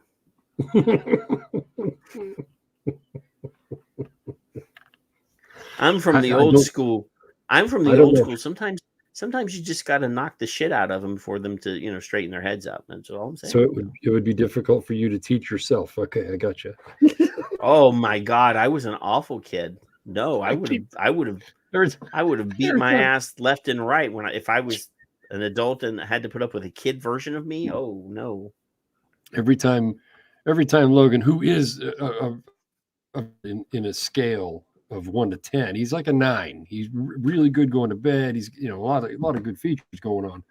Every time Jeremy's a little upset with him, I snicker and look at him and go, "How does it feel raising yourself?" Because that's what it is. Yeah. So the FDA's crackdown on nicotine products also doesn't follow the left's conventional wisdom on other addictive drugs. Biden's response to staggering rates of drug overdoses has been to invest in harm reduction programs, including $30 million in the pandemic relief package for initiatives like clean needle exchanges and crack pipes, which that's probably the only thing that Biden has done that I agree with. Yeah. Probably the only thing. Then there's people pissed about that. Well, they're stupid. Right. That's my opinion. This is like when Obama was president and he went on at the podium and said, "I will obstruct any legislation that is pushed by the Republicans until they give me what I want." Right. So, just for you people that are not political animals and don't memorize this shit and don't like obstructionist president, Trump was not the first obstructionist president by any measure. And I don't even get me started on that piece of shit. So, I don't want anybody to think just because I'm bashing on Joe right now that I was a Trumpster, because I hated that guy. And there are shows that I bashed that motherfucker left and right on this show. And when people were claiming that he was the going to be the savior of vaping, I was like, you fucking idiots are stupid. So, just calling it like it. I've got no problem telling people how I feel. I'm really ready for another Stella already. I drank that one already. It's gone, Kevin. The hypocrisy is astounding, Kevin. While the Biden administration has no problem advancing harm reduction strategies for opiates, opioid, and crack addicts. See, I don't like that. That's not nice. The word addicts is evil. We don't like that. It is unclear why the FDA continues to peddle total bans as a solution to smoking.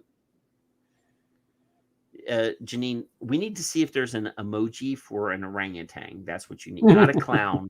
Needs to be an orangutan. Smokers looking to quit need a safer alternative during their transition.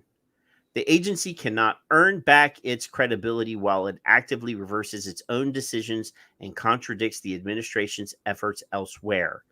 An external review may help get the house in order, but it's up to the commissioner, Robert Califf, and those at FDA to follow the science and adopt harm reduction to protect public health. This should be across the board, no matter what the subject. We have to do it. We have to do a polite clap for this. Yes, This is a that's good right. piece. Golf clap, golf clap.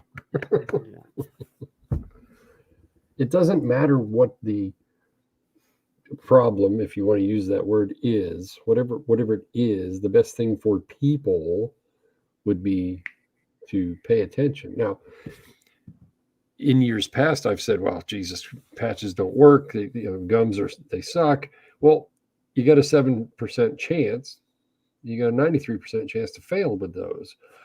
But I didn't know if you doubled up on it, you probably have a 20% chance. Who knows? I don't know, but they won't tell you that. So if it's low nicotine cigarettes / patch, gum, hypnosis, books, pray into the tree out back. If Chantix works for you and you don't commit suicide, then fine. Right. So if you're a vape shop, and I've had people say this isn't a good idea, have a box of patches, have them empty. Say, hey, I can offer these, I can offer this, I can offer this. Hey, Kevin, I approached one of the largest at the time vape distributors in the United States, and I said, you need to talk to Swedish Match and get the exclusive deal for snus. Yep. To be able to sell snus on your distributor direct for vape shops. Yeah. And he looked at me like I was fucking psycho. Well, you are a psycho. Well, I am, but he at the time. So this is the same guy. We were at an event in Mobile, Alabama. And it was a fun event. But there all of the vape people were there, And I'm at a table with the vaping militia folks, and my wife is sitting there. And we literally left the event, and en masse, half of the people that were at the event went to this one restaurant in Mobile. It's called Wenzel's Oyster House, because we were going to get our oyster on.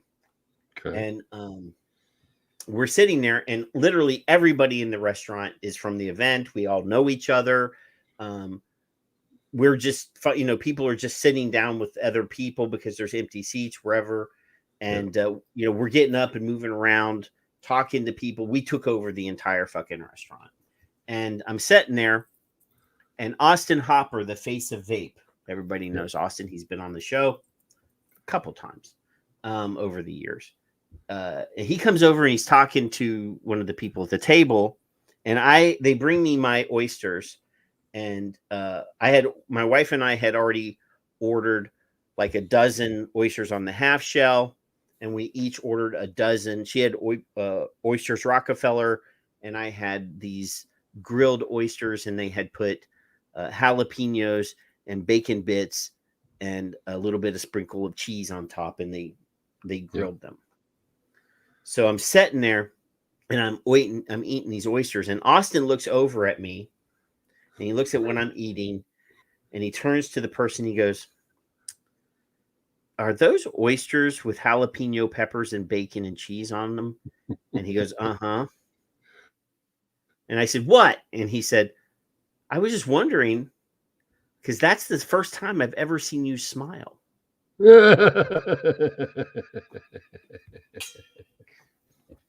And I was like, "Well, that's true." I said, "These are good oysters." And they were good oysters. Yes, that was a good event. People may not like it that way. Imagine having choice. That's why my wife had oysters Rockefeller, and I had the oysters Diablo, or whatever the hell they were called. They were great. I've since learned how to reproduce those here at my house. So, well, Mr. B said vaping wasn't for everyone, and no one said it was. No, it isn't. No, it's true. I know plenty of people that have tried vaping, and it didn't work for them. Yeah. But at least the option needs to be there for them to try. If it doesn't work, there are other things. Chantix works for some people. And cold turkey works for some people. The gum works for some people. So, whatever works. And we need to have as many options as possible, because we know 480,000 people die every year from smoking-related disease. And there are other people out there in our community that will question that number and say, "Oh, well, they're including stuff that doesn't have it." We're going to go with that number. Kevin, do you remember what the daily number? How many people die per day? No. From 1,200? No, it's 2,800, I believe. 2,800. I know for a fact that it's no, it's 1,300. 1,300 people die per day. So if you divide that 24 times to get how many people die per hour, do you have I have to break out the calculator, Kevin, because math is not my deal. So 1,300 divided by 24 is 54 people. So in the time that we've been on this on the air here, we've been on the air for 3 hours. So if we multiply that times 3, 162 and a half people have died since we've started this show. Yep. While we've been here acting like chuckleheads and having a beer and reading stories and showing video of Joe Biden talking to somebody in the audience at one of his shows about how they worked together, and he was 30 and she was 12. What was that number? 162 and a half people have died in the last 3 hours. And it just in America. Yep. So Janine says that she's crashing kids. She's referring to us as kids. I know that she's only 25 years old, so I don't know how she gets off calling us kids. I mean, 21. No, I like a mature 25-year-old woman. 21. They want to be 21 either way. If they're under, they want to be. If they're over, they want to be. So they're all 20. All women are 21. Period. See, this is I know you don't know who this is. Okay. But Millie Bobby Brown is an actress. She's a child actress. She started in that TV show Stranger Things. She was in King Kong and Godzilla. Nope. She's a younger woman, and she recently came out complaining about the sexualization of children and child actresses and actors. And there's a headline here that she's wearing a low rise jeans and a white bralette. And I'm like, well, how can you come out and complain about sexualization of children, actors and actresses, and you're walking around wearing low cut jeans and you're sexualizing yourself?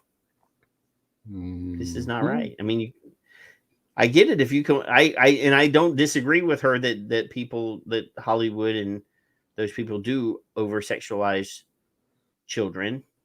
2 words: Brooke Shields. Yes, but when I was a kid, she was a kid. You were 30. It was not inappropriate. It was not inappropriate when I was 12 and she was in Blue Lagoon. Oh my God, she was beautiful. Well, I came in. Look at that.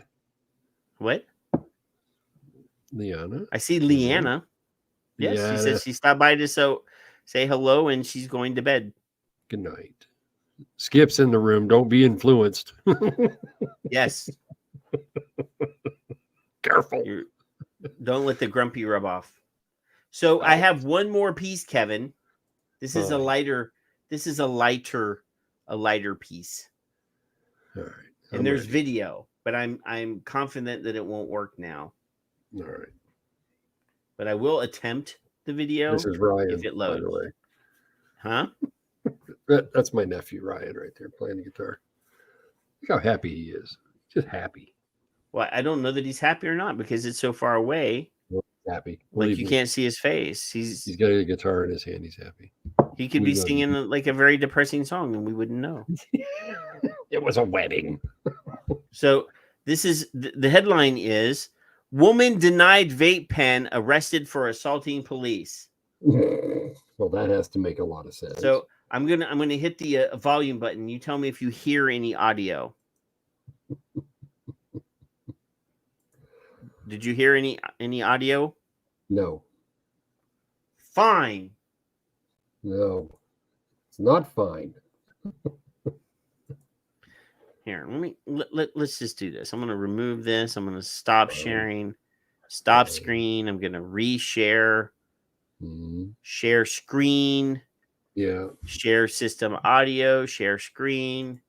All right, now I'm going to start over. I'm going to go over here and click. Tell me if you hear sound when I unmute. At Home Goods. Here you can always get more. So you hear audio now. I do. Okay, fine. Fine. Now we're going to wait 12 seconds to get around this commercial. 9, 8, 7, 6, 5, 4, 3, 2, 1. No, I can't go faster. I can't. I don't have control over the. All right. On $30,000 in bonds. Let's do this. Let's go Back to the here at beginning. home, a Wichita Falls woman is facing several charges after she allegedly assaulted a police officer, medical staff, and a jail detention officer. According to the arrest affidavits, Wichita Falls police were at the United Regional ER today with Tristan Sternadell, who was in police custody. She became irate. Now she doesn't look very happy in that picture. You see her. She doesn't look very happy. The friend is when she was not allowed her phone or vape pen and in police custody. She became irate when she was not allowed her phone or vape pen, and then she tried to rip out her IV. An officer attempted to restrain her, but was kicked in the chest and spat on. Sternadell also assaulted. Now, women, I'm just saying, if you get arrested and they're trying to provide you medical care, do not kick the police officer in the chest and demand your cell phone and your vape pen. Just saying. Assaulted 2 hospital staff members. When she arrived at the Wichita County LEC, she assaulted a detention officer. Sternadell is charged with 3 counts of harassment of a public servant, assault on a peace officer, and assault on a public servant. She was released today on $30,000 in bonds. So that's just a warning. If you get arrested for, being grumpy or, some other sort of thing, and they won't let you have your cell phone or your vape pen, don't try to rip your IVs out and kick police officers in the chest. I know that we've seen countless stories of vapers being assaulted by police officers, but that doesn't give us a license to assault them. Are you frozen, Correct. Kevin? Yeah. What are you doing? Are you okay? You look like a teenager sticking your nose in your cell phone. It's frozen. Yes. So let's read some of this article though. So we're gonna skip the details that we already know. Wichita woman was arrested after she allegedly assaulted a police officer, medical staff, and jail detention. Blah blah blah. According to the arrest affidavits, they were at the hospital, the United Regional Healthcare Hospital emergency room. When they brought this woman in, who was already in police custody, she became irate and was not allowed her phone or vape pen, and she tried to rip out her IV and her medical lead, the EEG leads and stuff. She was restrained by the hospital bed with handcuffs, but tried to free herself from the cuffs and kicked her legs. An officer attempted to restrain her, but was kicked in the chest and spat on. Now, spitting on people, that's just wrong, folks. I'm just saying, that's just wrong. Sterndale also assaulted 2 hospital staff members. So while she was arrested and transported, and while they were taking her mugshot picture, she removed the cloak worn during the photo processes and was immediately placed against the wall with her arms behind her back. And then she was escorted to a jail cell where she assaulted a detention officer. This woman has some anger problems. Cranky. I'm just wondering, Right. She's definitely got some anger control problems. Yep. She does. But that was a little bit of a lighthearted story to end of that's the last one, Kevin.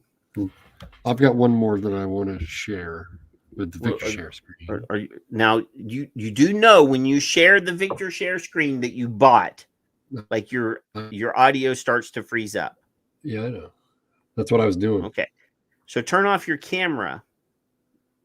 Turn off my camera.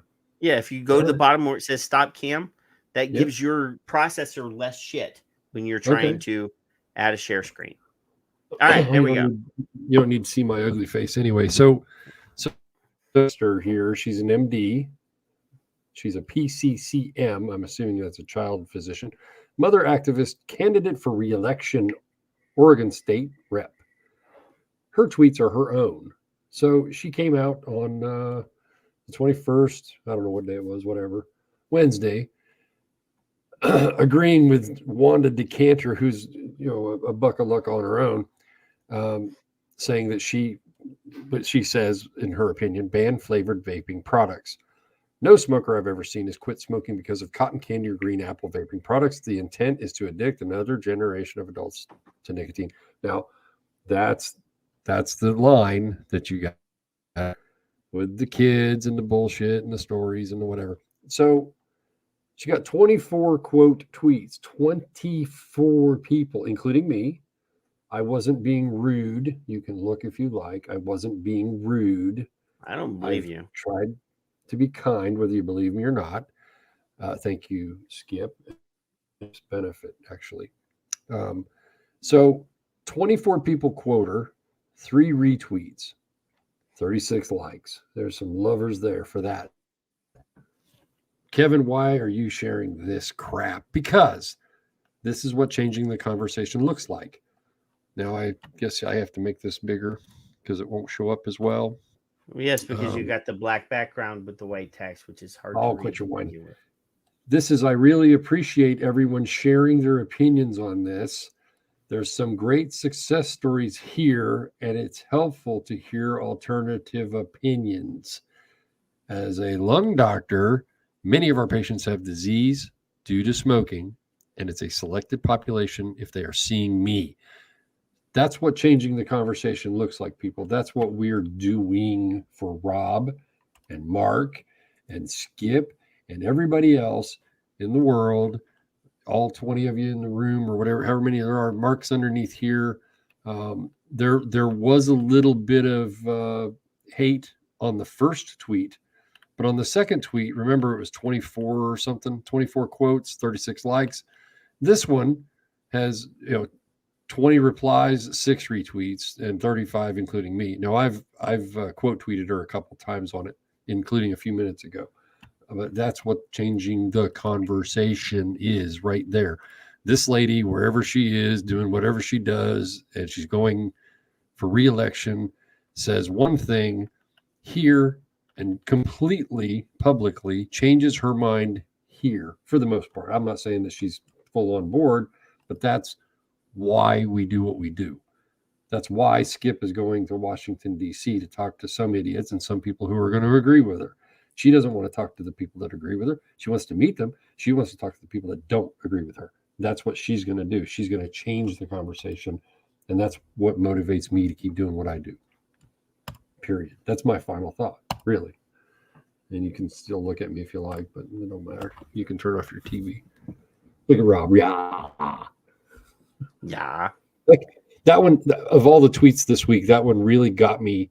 The first one, I think Dr. Gardner was in there. Mark was in there. Quite a few people that are smart and not being complete assholes were in there. And I was like, woo, there we go. Yeah. What are you I saw Fred. So, I just want like everybody here that knows me, and there's some, new faces, Rob's new, and there's some other people that were in here that are new. Mm-hmm. And if you've ever watched the show, you know that my flavor of politics is fucking do some research and look at the people that you're voting for. I don't care what party they're in, right? So in Texas, I mentioned we have a gubernatorial case coming up at midterms. So we have the guy that we already got, who's crazy, and is then we got this other guy that's running. And this week, he was here in Corpus, where I live. Yeah. Beto O'Rourke. Robert Francis O'Rourke is his name. And he's inviting people to come and jog, like his morning jog for fitness in town. So this is what he shows up. Like he shows up in a button-down shirt to go running to get his sweat on. In Texas. Now, and this is the people that, I mean, he's losing ground. Abbott's gonna crush him.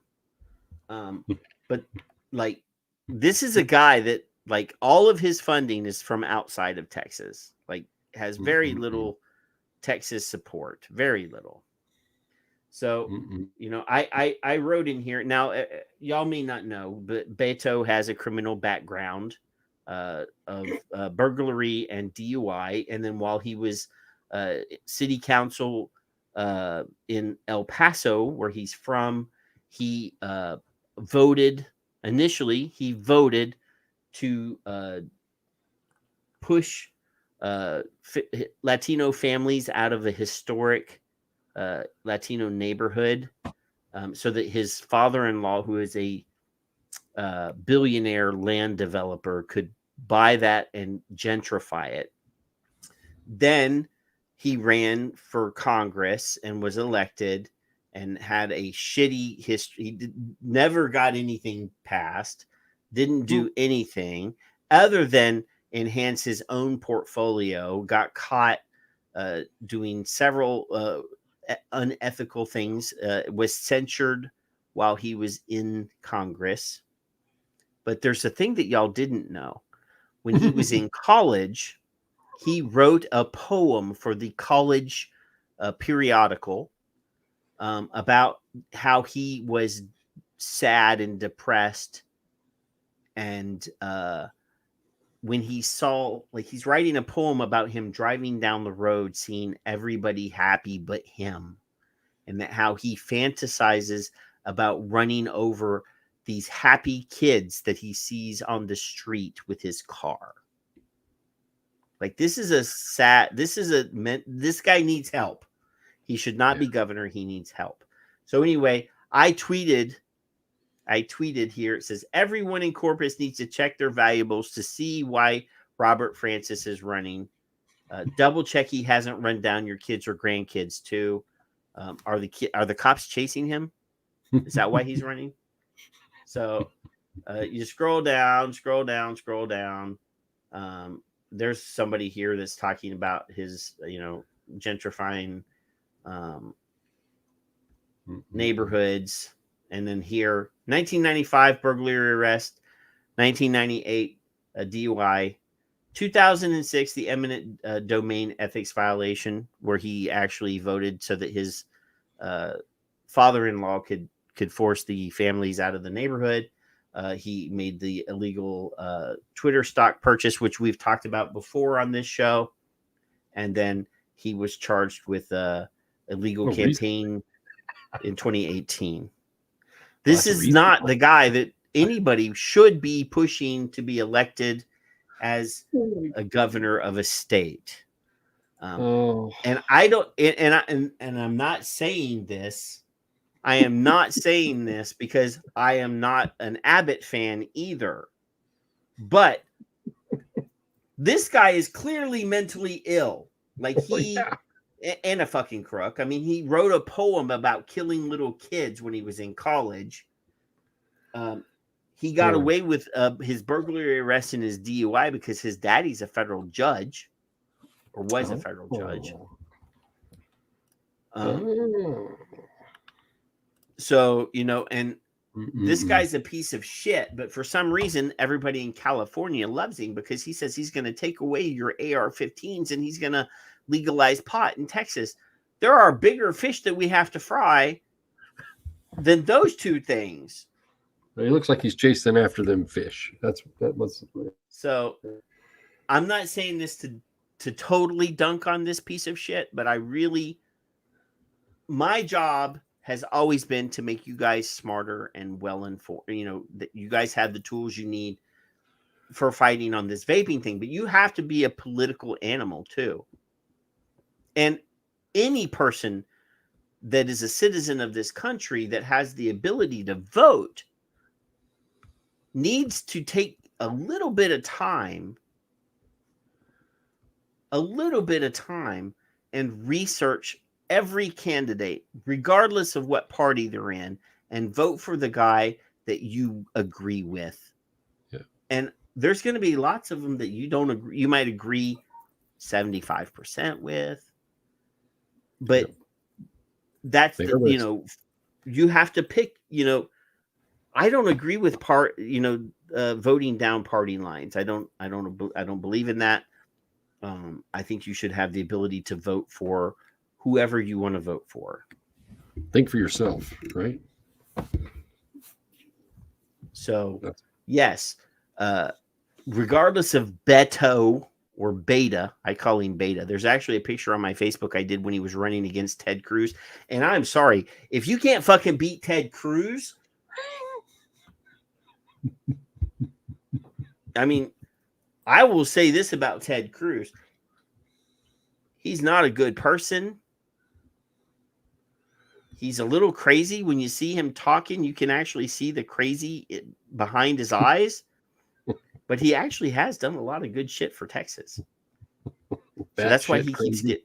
That's because he keeps bringing money into Texas, though. So people vote him in because the crazy is there and it's working. But the actual fact of the matter is that every one of us, the greatest power that we have is our vote. That's the only currency that politicians see us as. We're either a campaign contribution or a vote. And he can monetize either one of those things because money is already money and he can monetize your vote. So I'm just asking each and every one of you, regardless of whether you're a Kiwi, an Aussie, an American, a Canadian, when it comes time to stand in the voting booth, you have to be there in a position of knowledge. Figure out who, research these people. Don't just fucking watch campaign commercials and believe the lies. You need to look at what they've done and what do you think they're going to be able to do when they're elected. Anyway, love you guys. Enjoy your weekend. Have a beer or two, barbecue some ribs or, grill out a steak or whatever it is that makes you happy. Because this is the only time that, the weekend is your time.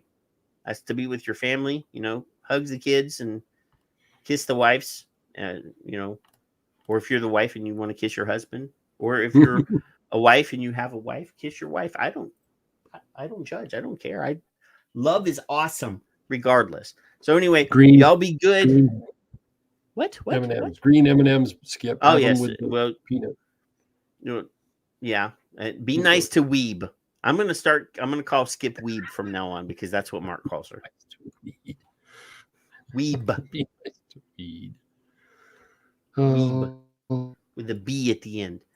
But we're going to go out tonight with some fun stuff before we go. So we're going to do some short little videos and then we're going to be gone. So love you. Bye. See ya.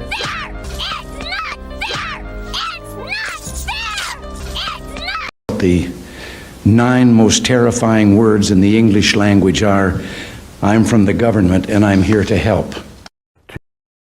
To confuse the public about science, to confuse scientists about science. What about that?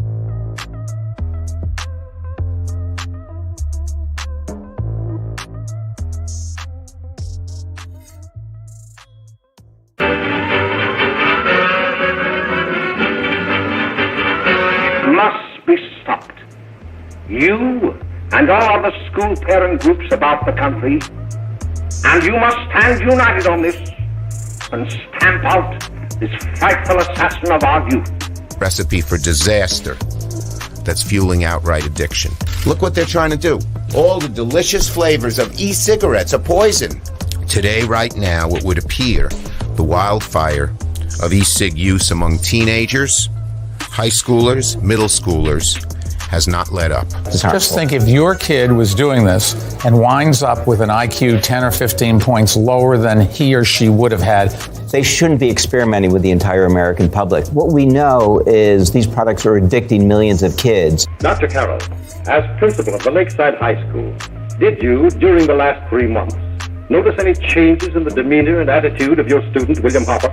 Yes, in a number of things. For example, at times disassociation of ideas.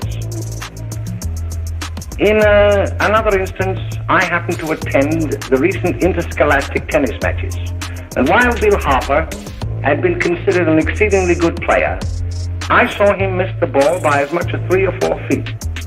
This, I understand, could be attributed to the use of e-cigarettes. It causes errors in time, space. No child should be using any tobacco product. We are going to be taking action very soon, enforcement action.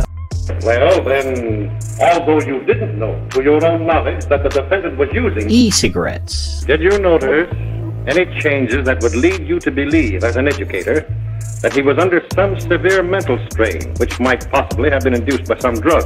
One thing I find that, teenagers and college students are interested in, cigarettes and e-cigarettes are kind of like anti-Viagra.